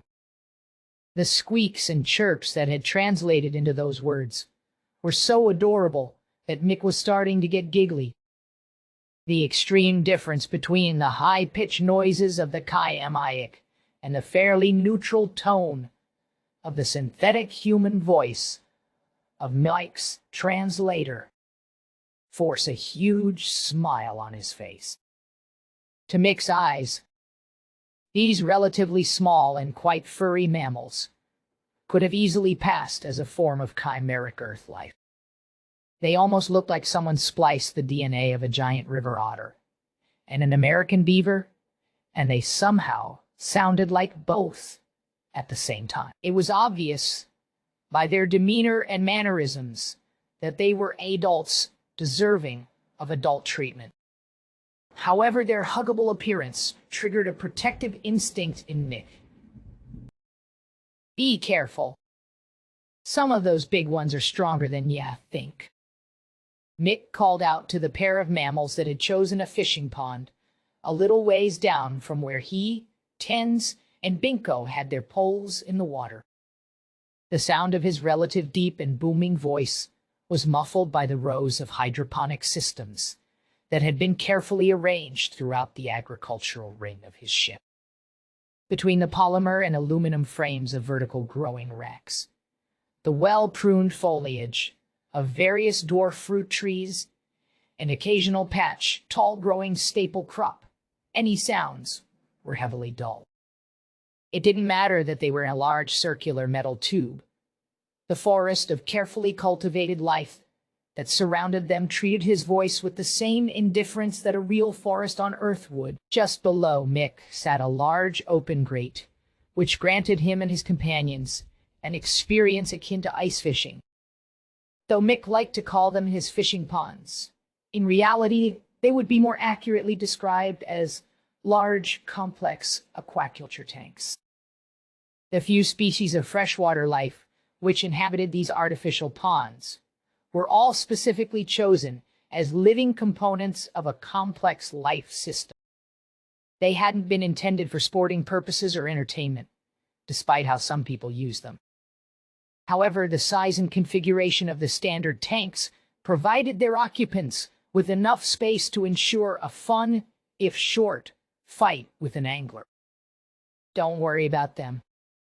Binko tried to reassure Mick. Worst comes to worst and one of them gets pulled in, they're semi-aquatic predators.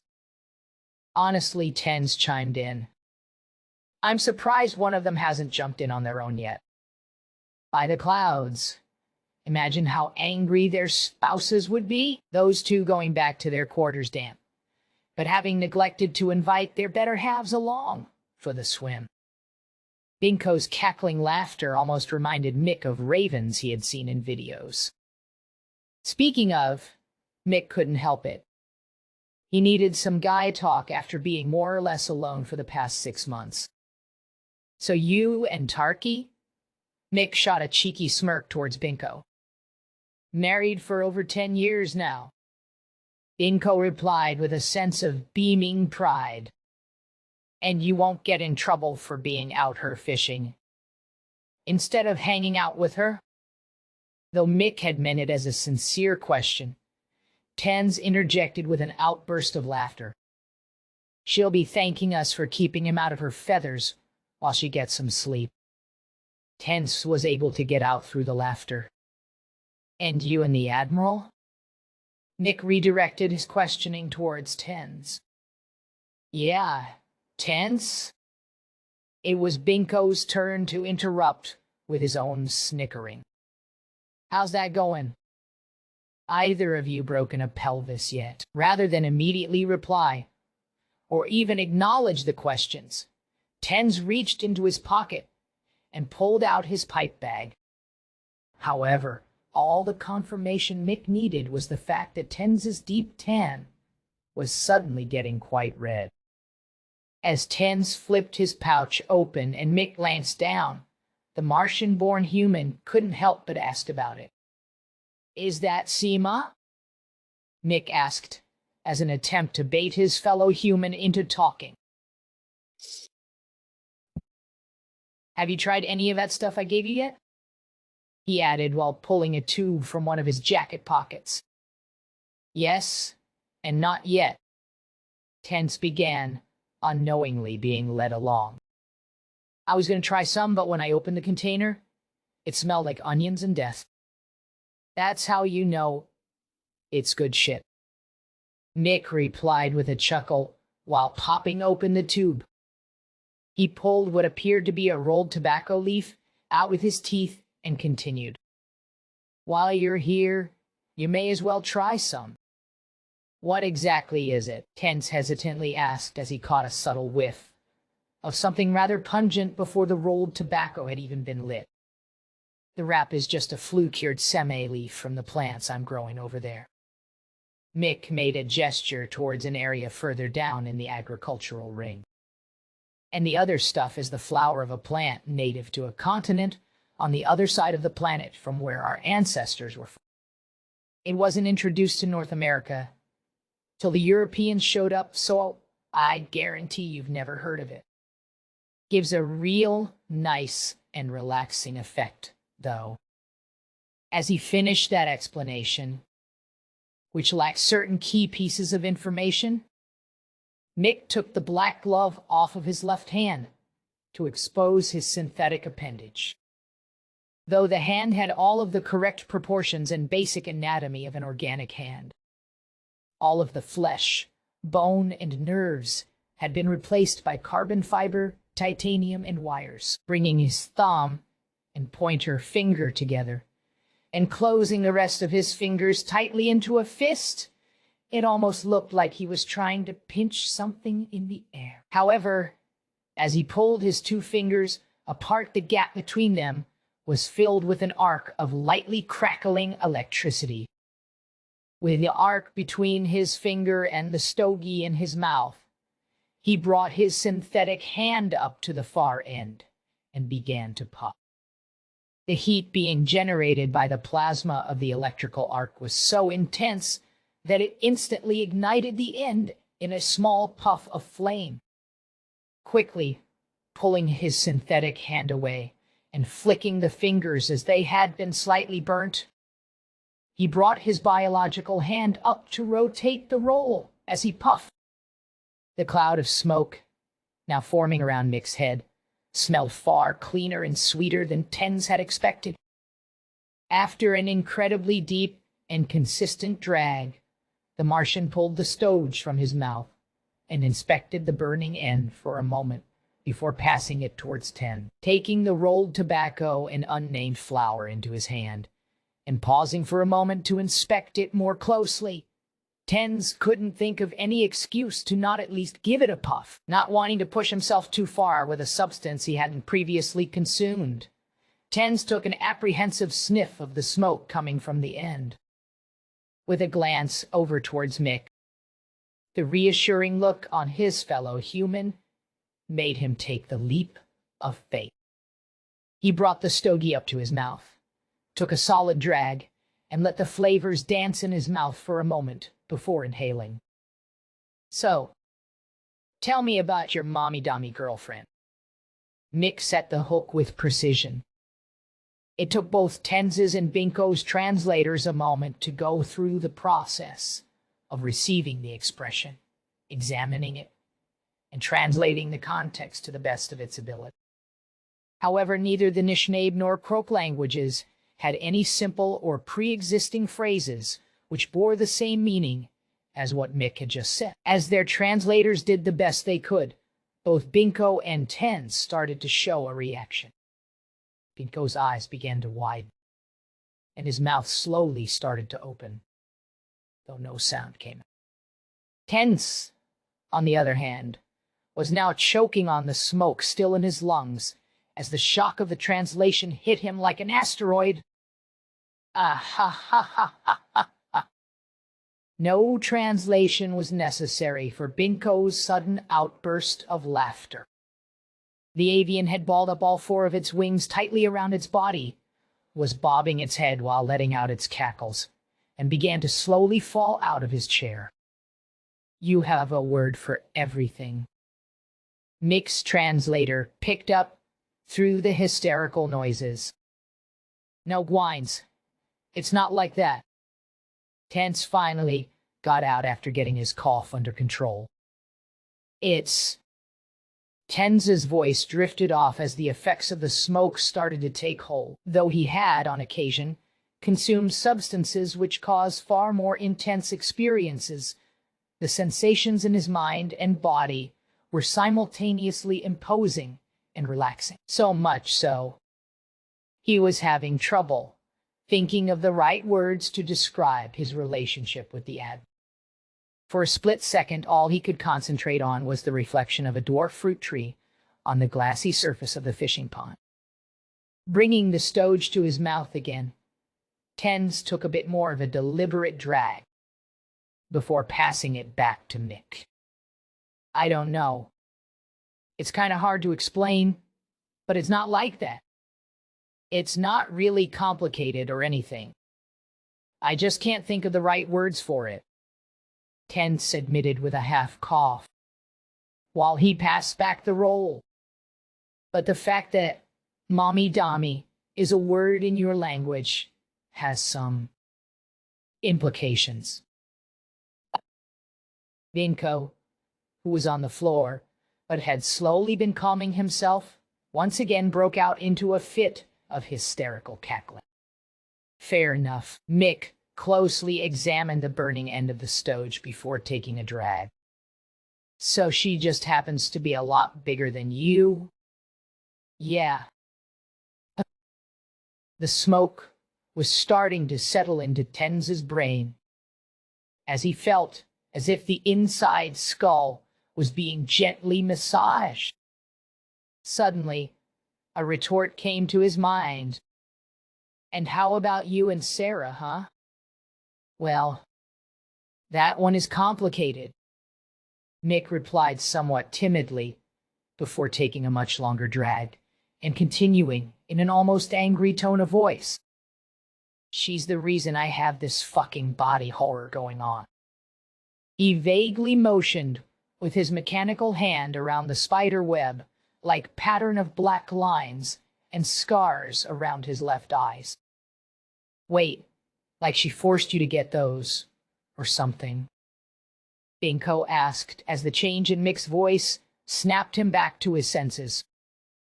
Sure, you could say that. Mick sounded somewhat exasperated in his reply.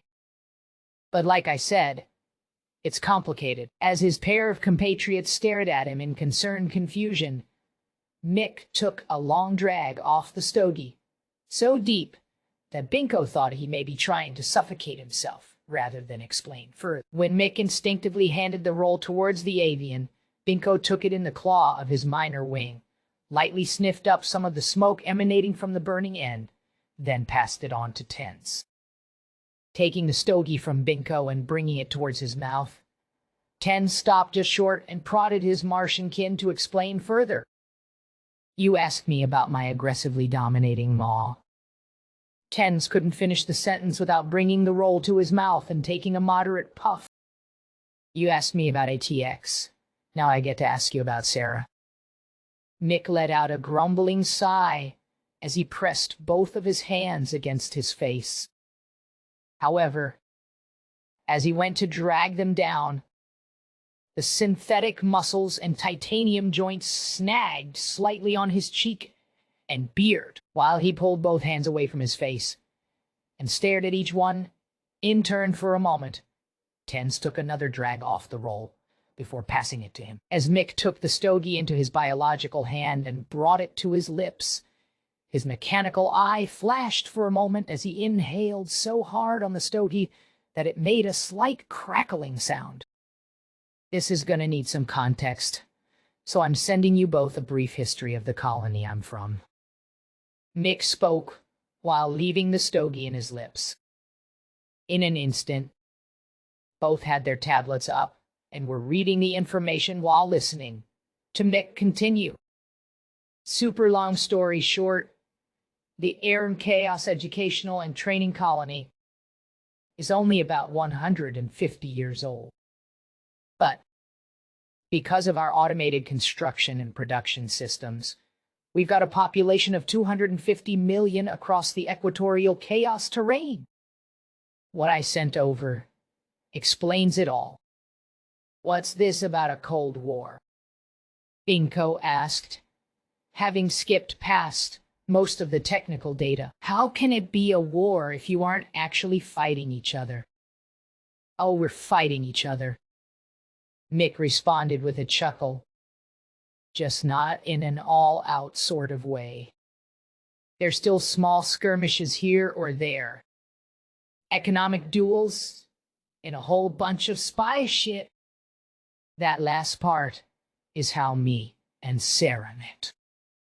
I was going to KSU, the university part of Iran, for my doctoral in applied theoretical physics.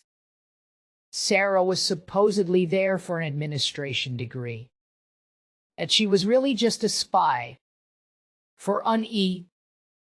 We dated for about 4 years, and I didn't figure it out till about year 3. I thought I could turn her, and right when I thought I got through, she broke into my lab with a black team from UNE and stole a prototype I was working on. When I tried to stop her, or at least warn her, the capacitors were fully charged. The prototype discharged and did this. It vaporized my arm just below the shoulder, and a piece of shrapnel from the wall behind me shot forward and destroyed my orbital socket and eye. How do things even get to that point? Binko had completely given up trying to read the information, preferring to hear it instead. "Well, if you read it," Tens sarcastically chided his friend while shooting the avian a smirk. "I could rant for hours about this, but the simple answer is the people working in space wanted to have certain rights and controls over the stations they called home. But rich people didn't want to let them.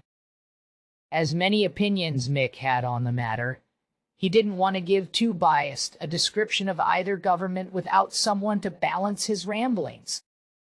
By the 2170s, about 60 years ago, there were a couple 100 million people living in space and millions being born there each year. The on or near Earth's population has been pretty stable at around 13.5 billion for the past 100 years or so. But it's the space infrastructure that maintains the quality of life for all those people. Mick closed his eyes for a moment as he took an impressively deep drag off the stogie before trying to hand it off. However, when he looked into the eyes of his compatriots, both were completely bloodshot. As both eyed the roll for a moment, neither seemed really interested in intensifying the experience and politely declined. With a shrug, Mick pulled the roll back into his mouth and leaned back into his chair. As he continued, his voice almost sounded more like a professor, giving a lecture than a guy having a chat with his friends. The era between 2100 and 2150 could be considered a golden age for the Sol system. Hundreds of space stations and dozens of colonies on the Moon and Mars were established with a mix of government, corporate, and collective sponsorship. Directing his attention towards tens, Mick said this next part with a sense of real pride. The nation I'm descended from, the Potawatomi, came together with our brother tribes, the Ojibwe and Odawa, and over a dozen other native nations to fund a unified mission to establish a colony on Mars and bring a piece of Earth with us. That's why we now have Arrow. As the 2170s came around, there was a growing issue of economic stagnation on Earth. Mick continued in his more academic tone. The unrest caused by stagnating quality of life gave rise to corporate propaganda, which blamed the problems on workers' unions and collectivist organizations. Without going on too much of a rant, it was about 30 years of corporations and the ultra-wealthy trying to play up old divides and blaming everyone but themselves.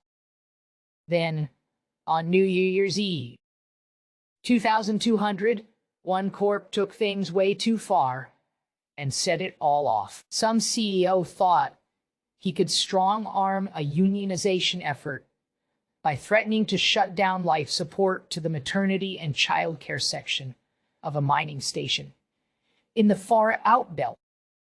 Mick's tone had slowly been shifting into a far angrier one.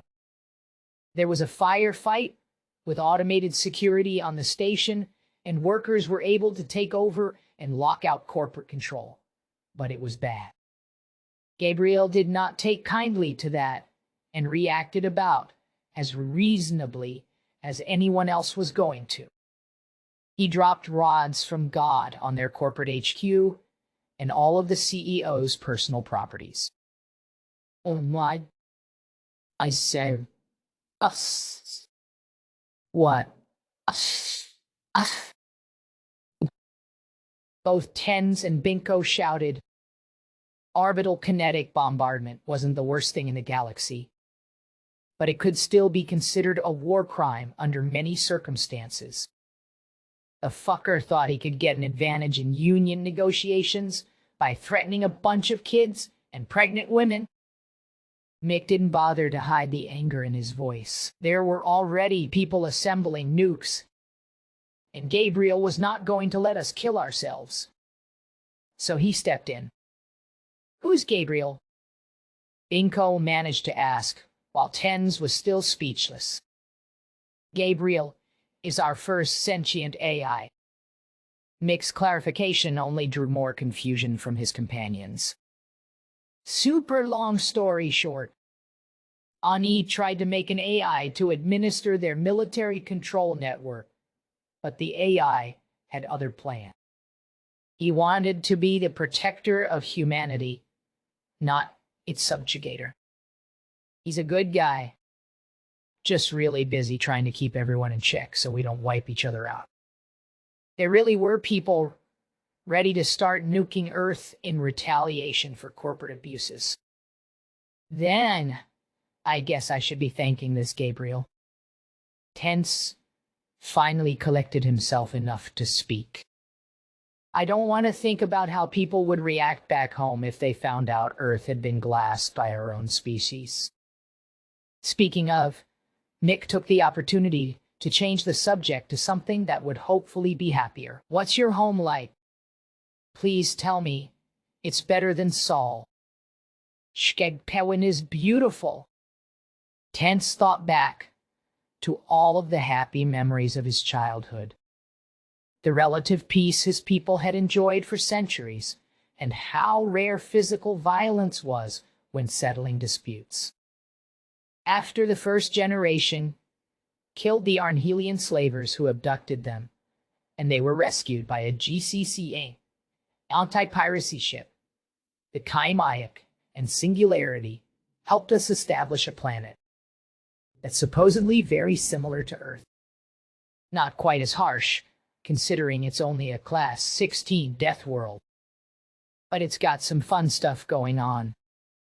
I more meant, what's it like? Mick had lost any anger or academic tone to his voice, and was once again in a far more relaxed mood. Like, was there school? Sports? Girls? This fucking nerd right here. The chirps and caws that came out of Binko's mouth had almost perfect analogs in English. Would skip school every chance he got to play in the arcade. Hey man, school is boring, Tense rebutted, in an obviously sarcastic tone. And simulated orbital mech drops are fun. Hold up. Mick pulled the stogie that had been in his mouth the entire time out and pointed it back and forth between Tense and Binko. His voice had gone from relaxed to incredibly excited. You had my curiosity with space arcade, but now you have my attention with simulated orbital mech drops. The Gardens of Deathworlders, Part 9. If you don't mind me asking a more personal question. Mia Corva's head was tilted slightly down and to the side, so she could look at Sarah while the pair walked and talked. Depends on what the question is, Sarah replied in a neutral but pleasant tone. It's about your hair. Mia Corva tilted her head a bit more to look at the mass of bright red curls that had been simply tied back into a ponytail. Oh. Ooh. Sarah's voice held a hint of relief as she glanced up. If it's just about my hair, then go ahead. The color is called ginger, by the way, despite the radically different hairstyles. And Mia Corva's dyed purple highlights. Sarah couldn't see much of a difference between the red of her own hair and the red of the Quiztar's hair.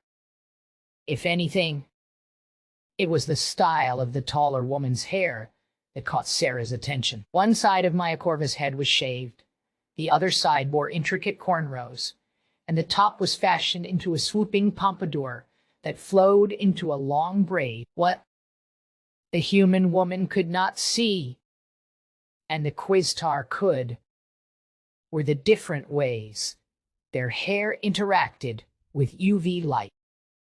Is ginger the Mai as well? Mia Corva asked while almost perfectly matching the way Sarah had said the word ginger. I was going to ask what dye you use for your hair, because I love how it absorbs. I believe you referred to that color love dye. Sarah countered with a confused and slightly offended expression. No. This is my actual hair color. This is just how it grows. Really? The reply sounded genuinely shocked. I have met a few Nishnab who have changed their skin, eye, or hair color with genetic augments. But I was unsure if the people of Earth had developed similar genetic engineering. I mean, Sarah started to get more confused as to where these questions were leading, and concerned with how much she should share. We do have gene modding. It's just not very common anymore. But when I said this is my natural hair color, I meant it. It's a rare and recessive gene, but about 2% of humans have ginger hair like this. And Scotland has the highest concentration of that gene. Huh. Mia almost sounded disappointed by that. But do you know of hair dyes that are that color? Oh, realizing the reason why she was being asked, Sarah continued with a much more excited tone. Yeah, of course. Quite a few, actually. There's even a bunch that glow under a black light, too. I'll bet mixed fabs could even make us some. Now, that would be lovely. The Quiztar's freckles lit up slightly at that. Speaking of, we will be entering the amenities sections in just a moment. I can show you where I get my hair done, and we can check to see if your clothing order is ready. As Mia Corva took Sarah on her own personal tour of the ship, the Scotswoman was starting to realize what this ship actually was. The past 30 minutes they spent walking through the officer's habitation section was filled with questions and explanations regarding the various essential services the section had to offer.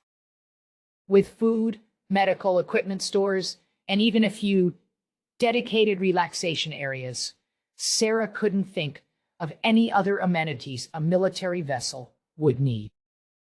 After having spent the past 2 years on Gibraltar Station, the amount of resources dedicated to comfort already impressed the human. However, as the pair finished passing through a relatively short connecting corridor and crossed the threshold into a new area, Sarah was suddenly taking in far more sights than she had expected. As I mentioned before, we are a support ship as well as a command vessel. Mia Corva commented to the human who had suddenly stopped, walking forward. Yeah. The astonishment in her voice was obvious. But I didn't think that meant you brought a whole city with you. Even from her relative vantage point at the top of a short but wide staircase leading to the plaza below, Sarah was having trouble taking it all in. In every direction around her, from floor to ceiling and horizon to horizon, stood a mixed-use micro-cityscape reminiscent of London city centre. From what Mia had told her earlier, she knew the ship had sections even larger than a New Dawn.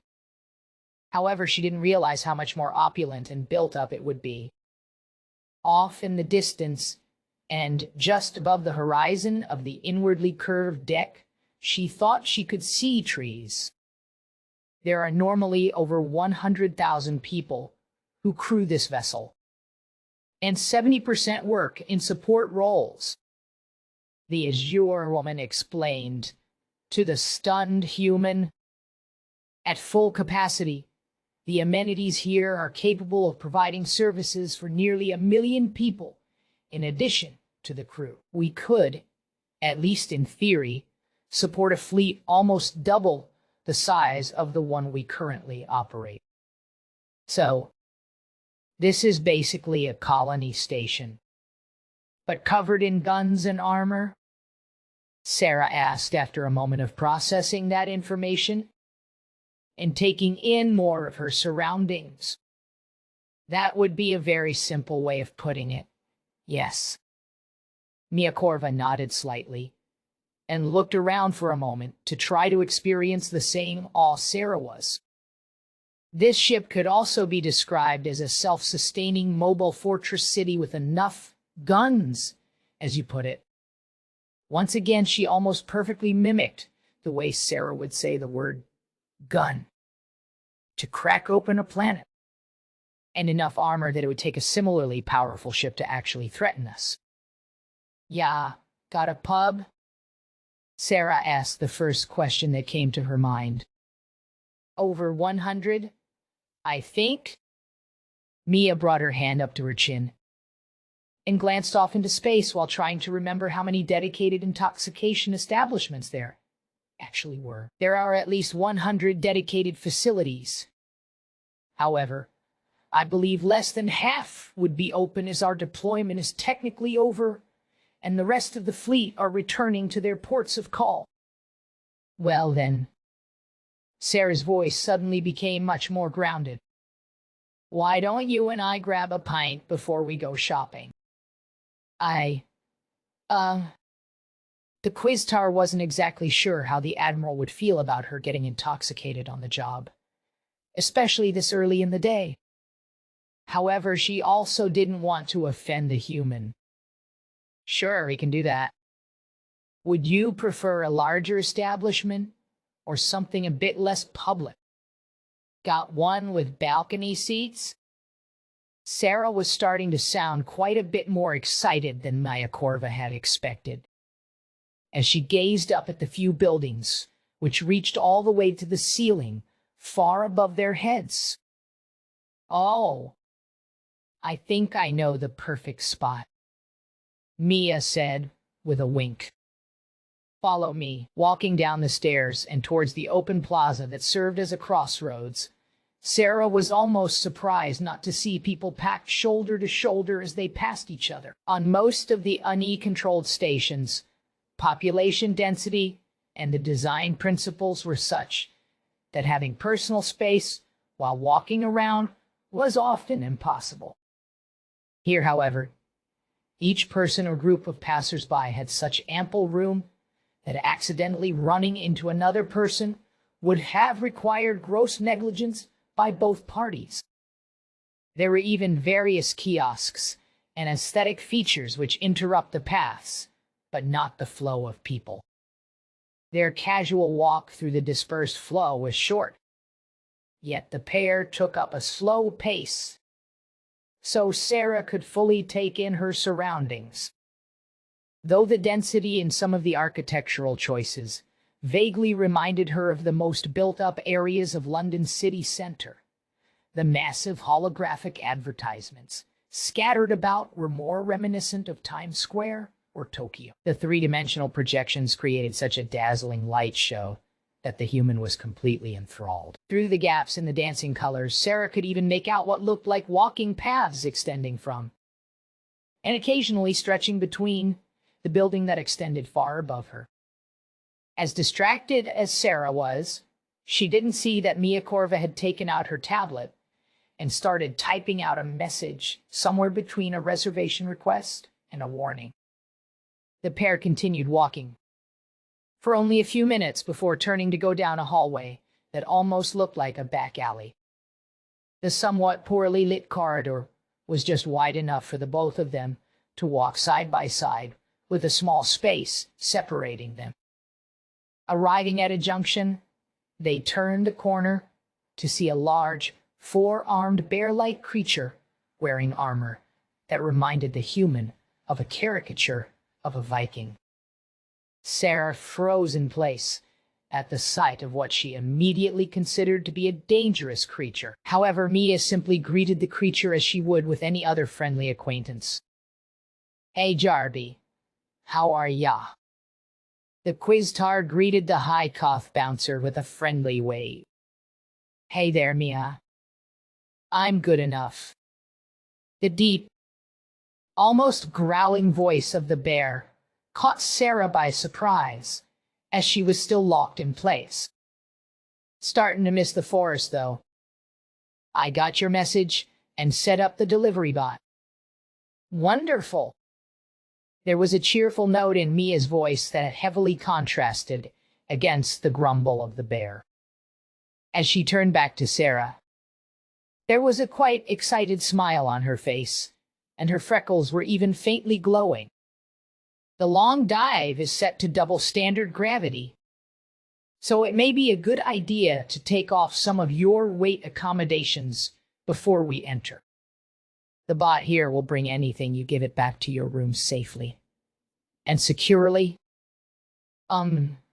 Sarah hesitated for a moment. Though the pants she was wearing were around 15 key, they were well supported by a comfortable pair of suspenders, and she didn't want to strip down to the skin-tight leggings she was wearing as underwear. Her jacket, however, weighed over 30 kg, and her undershirt was far more appropriate for the public. "Yeah, sure."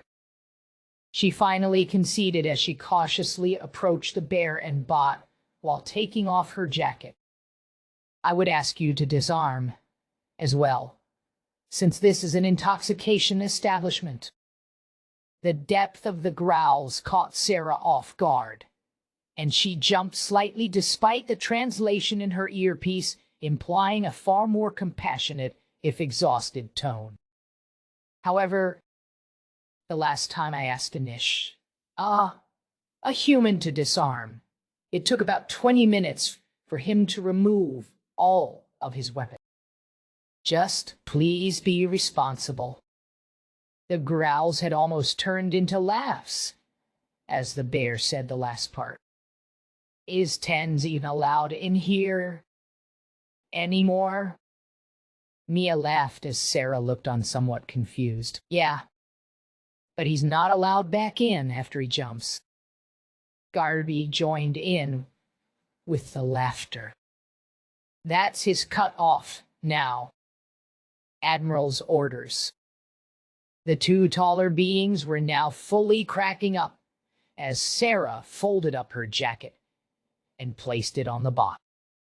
"E fucking what?" Sarah asked in utter confusion, while adjusting her suspenders into a more comfortable position. The bear had folded over on itself with laughter.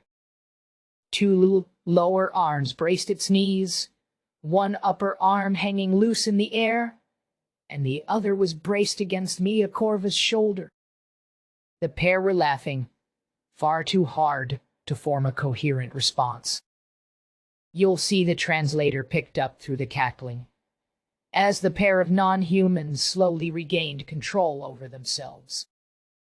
The ding from an elevator arriving helped them calm their hysterics.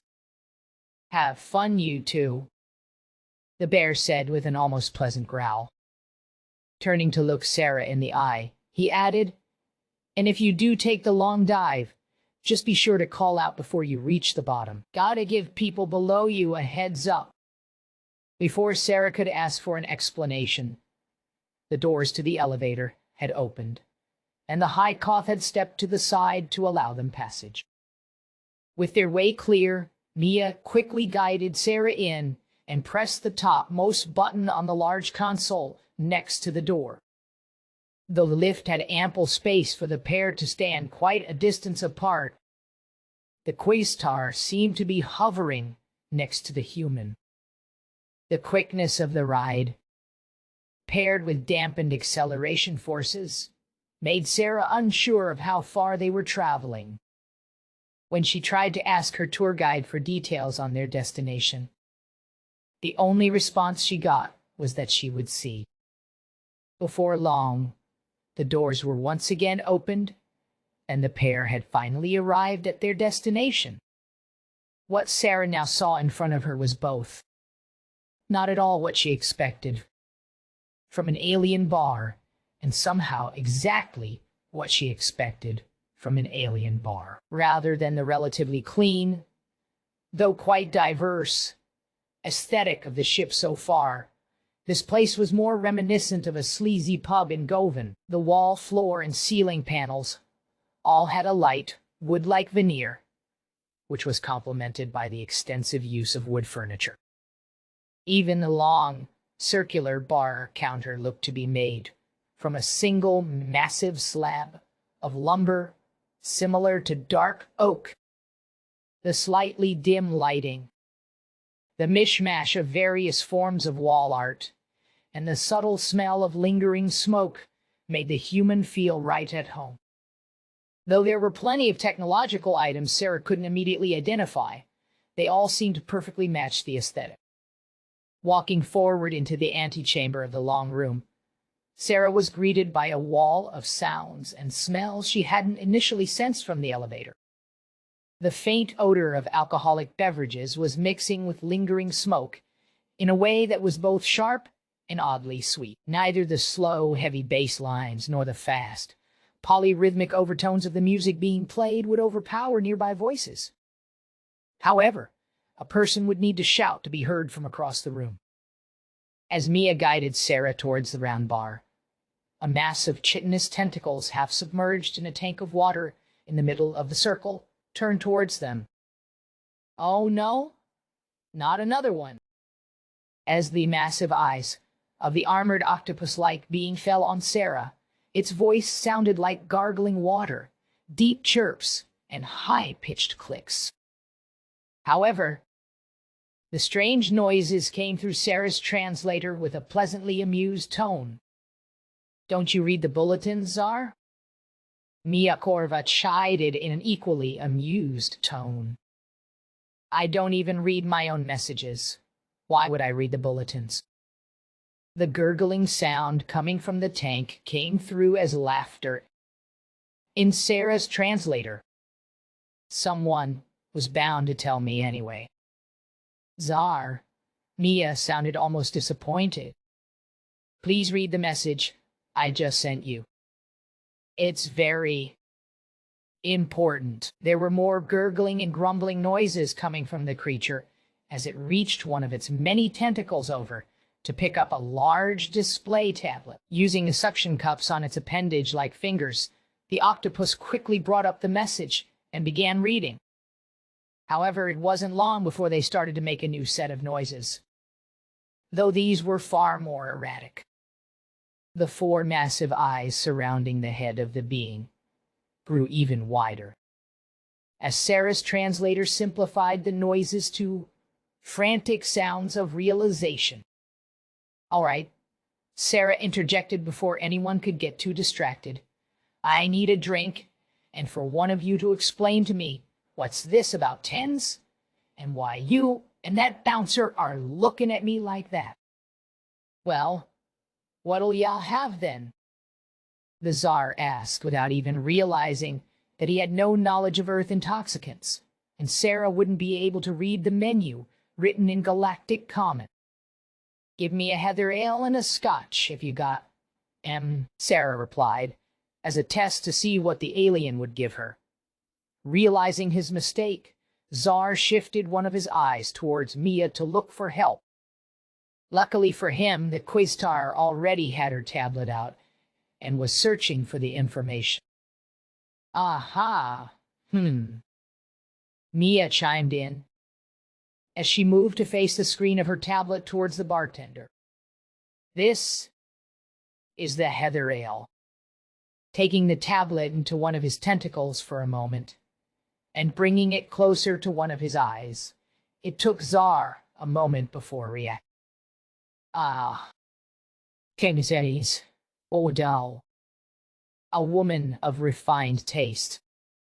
Tsar responded with a hint of excitement in his voice while returning the tablet to the Quiztar and grabbing a mug off a rack. "We obviously don't have anything from your homeworld in stock." However, the translated voice had a coy tone to it. "I do have a particular floral brew with much the same chemical composition. Private reserve for when Admiral Axika graces us with her presence." While he spoke, the tentacle that had grabbed the mug was soon accompanied by a second, which opened a well-hidden drawer built into the inside of the bar counter. A third tentacle stuck its way into a small tap handle as the first brought the mug under a spout. That ability of the tentacles to delicately angle the mug as the amber liquid poured forth showed this being was well skilled at his craft. The perfectly formed head created a clean, flat surface level at the top of the mug. "Oh, I can't take from the Admiral's personal reserve. That would be rude," Sarah weakly protested after she could see that the beer was already poured. Tsar simply scoffed in his water-filled voice and made a sound as if he was going to make his own comment before Mia Korva interrupted him. Oh. The sounds were incredibly similar to the ones a human would use in that context. "Scotch whiskey." It was clear from the tone of her voice that she was reading something that surprised her. Sarah, however, was far too interested in the near-picturesque pint that had been placed in front of her to notice Mia's expression as she took the frosty mug in both hands and brought it up toward her face. It smelled heaven. The sweet, malty aroma was close enough to an earth brew that she almost felt like she was in a bar in Glasgow. As she brought the mug up to her lips and let the drink gently flow into her mouth, She closed her eyes and just pretended for a second that she was back home, though the beer was a bit less malty than she was used to. The rest of the sweet, floral, citrus, and herbal flavors all blended together into a perfect harmony. It wasn't quite fresh, but Sarah loved it nonetheless. There was only one thing missing from it. "So, about that scotch?" Sarah asked, with a faint foam mustache sitting on her upper lip. "About that," Mia replied with an almost concerned tone while she handed her tablet to the barkeep. "Oh, yeah. No," the octopus replied, with mocking laughter almost immediately after looking at the tablet. "What? You? Why? Oh." Sarah's tone and expression had grown suddenly very defensive. "This says 40% to 99.5% alcohol by volume." The octopus tried to explain. "And the last time we gave a nishnab anything over 20%, we had to change the name of the bar." "Nish? You mean tens?" Sarah was still defensive, but now much more curious. "Look, I don't mean to make any assumptions, but I don't think the Native American group he's from really drank alcohol. I'm Scottish.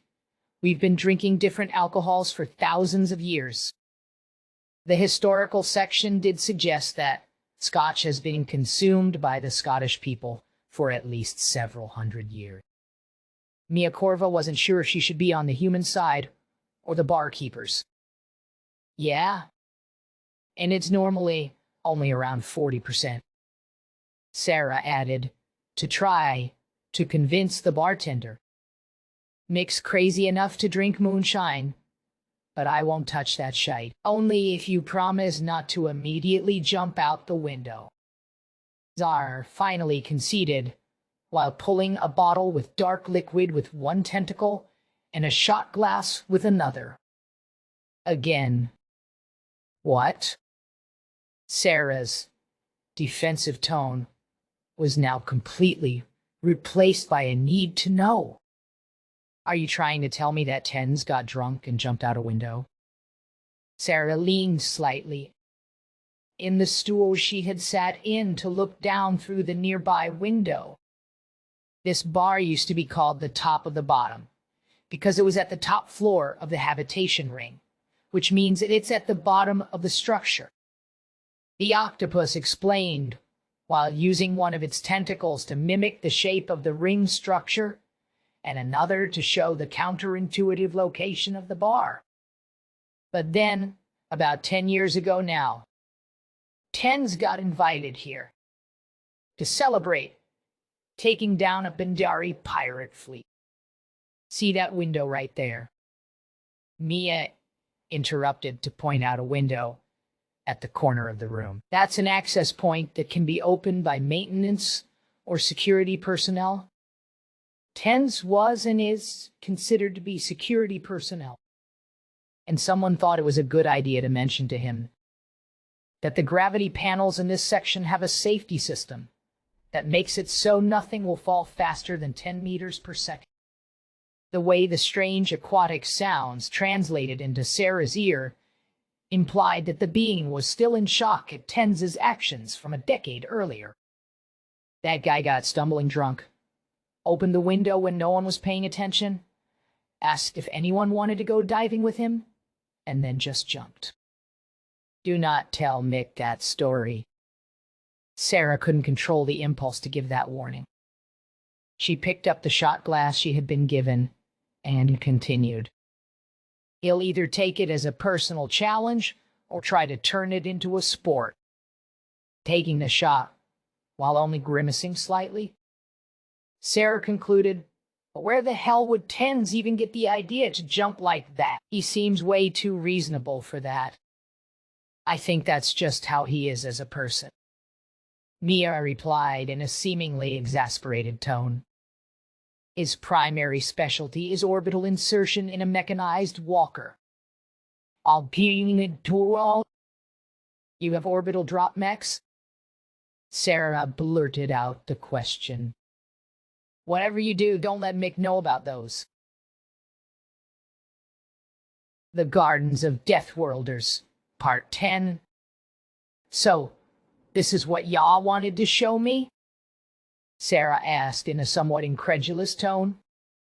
You some alien space mech.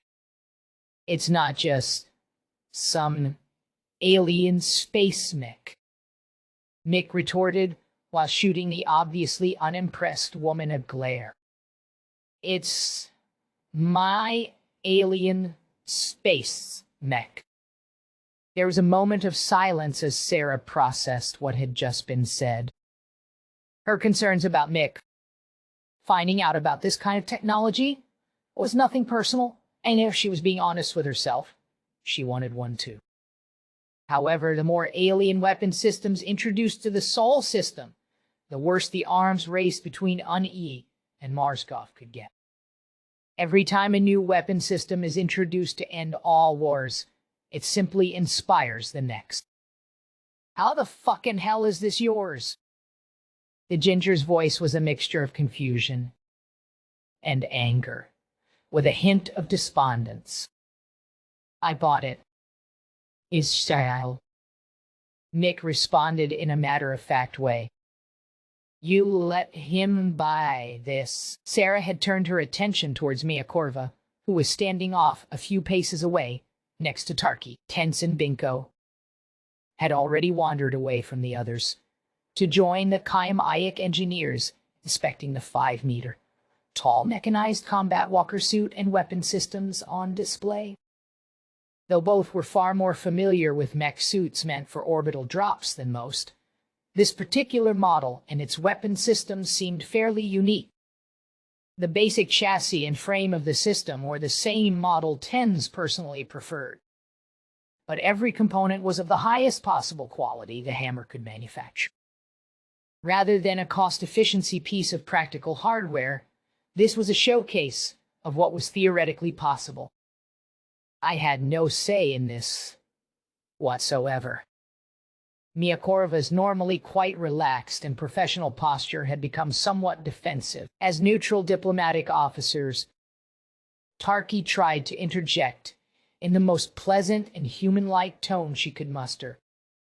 We aren't really supposed to tell people what they can or cannot do. And we also weren't informed until Mick and Tens were already trying to negotiate pricing and development costs with the Kaim-Ayik. How much does something like this even cost?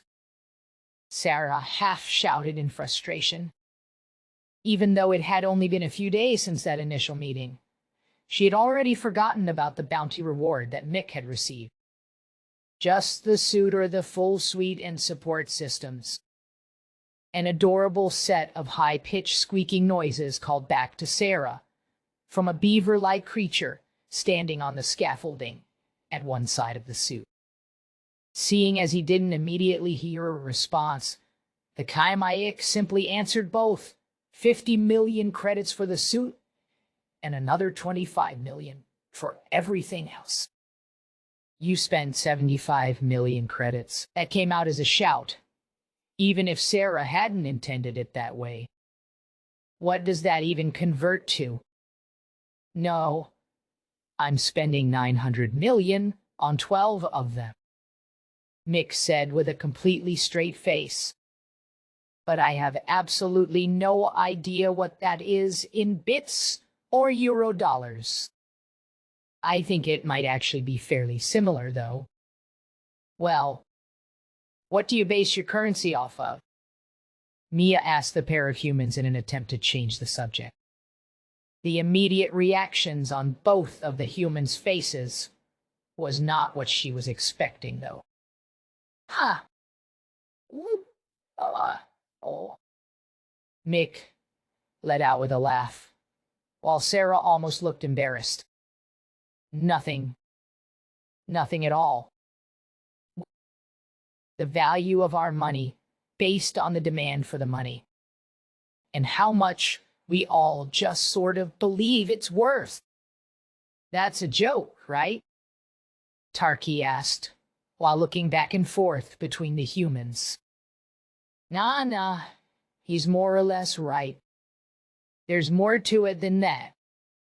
But Sarah always regretted being involved in discussion about monetary policy with Mick. There are controls and the governments regulate it.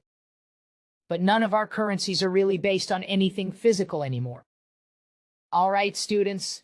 Mick had suddenly taken up the tone of a professor about to start a class. Who's ready for a lesson in monetary policy? No. Both Sarah and Mia shouted in unison. Sarah had already heard this rant several times before, and Mia was getting flashbacks of her time in the academy. I'm sorry. Tarky tried to interject to supersede the other women. But I don't really understand how a monetary system can function without a stabilized good or resource acting as the basis for the currency. It functions because we believe it functions. Mick said in almost sarcastic tone, which triggered confused expressions from the Croak and Quiztar. Without going into a 300-level university lecture, it just works because we believe it works, and our money has value because we believe it has value. The two confused non-humans looked over toward Sarah for reassurance. However, Sarah simply shrugged and nodded her head in agreement. Your money sounds stupid. Tens shouted from across the room. There's a reason we used to call it mindem. Mick's reply was followed by sharp cackling from both Tens and Binko, both recognizing the context of the word, even without their translators. The term translated to the action of grasping, something given to you which can and will be taken away eventually. Well, if it's so stupid, how does your money work, huh? Sarah retorted in a snarky tone. We don't really use money all that much within our society. Tense slowly responded, while walking back to the group to avoid shouting. We have so much automation and such a resource and energy abundance that people just have access to whatever they need to live a happy and fulfilling life. Sounds like communism.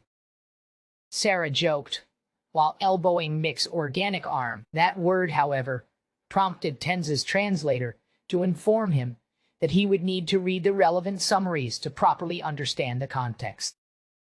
It sounds vaguely similar.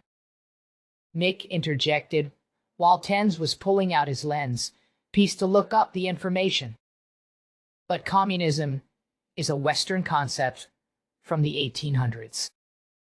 Anishinaabe wouldn't really have had contact with Europeans, and they were abducted way before then. Yeah? Ten spoke up. I'm not gonna lie. This seems like a really convoluted way to explain this. The information being displayed on the HUD of his lens seemed overly wordy to him. Everyone pitches in because everyone takes. If you want more, you pitch more. There's always something to do, even if it isn't really necessary or essential. I don't see why anyone would need to write a whole novel to explain that. Shit. That sounds nice. Mick commented before Sarah could muster a response. But how do you buy stuff then? Sarah was still trying to wrap her head around what was being explained. Like, how would you buy something like that for yourself? She asked while motioning towards the mech. I mean, we do have money. Tense replied, almost offended. We just use the galactic energy credits as our currency. And I wouldn't buy something like this. I could buy a luxury shuttle with a subspace drive for that much. But how would you accumulate the wealth to buy it? Sarah showed hints of exasperation in her continued questioning. Like, if there isn't really a need to work, then how pays you to work?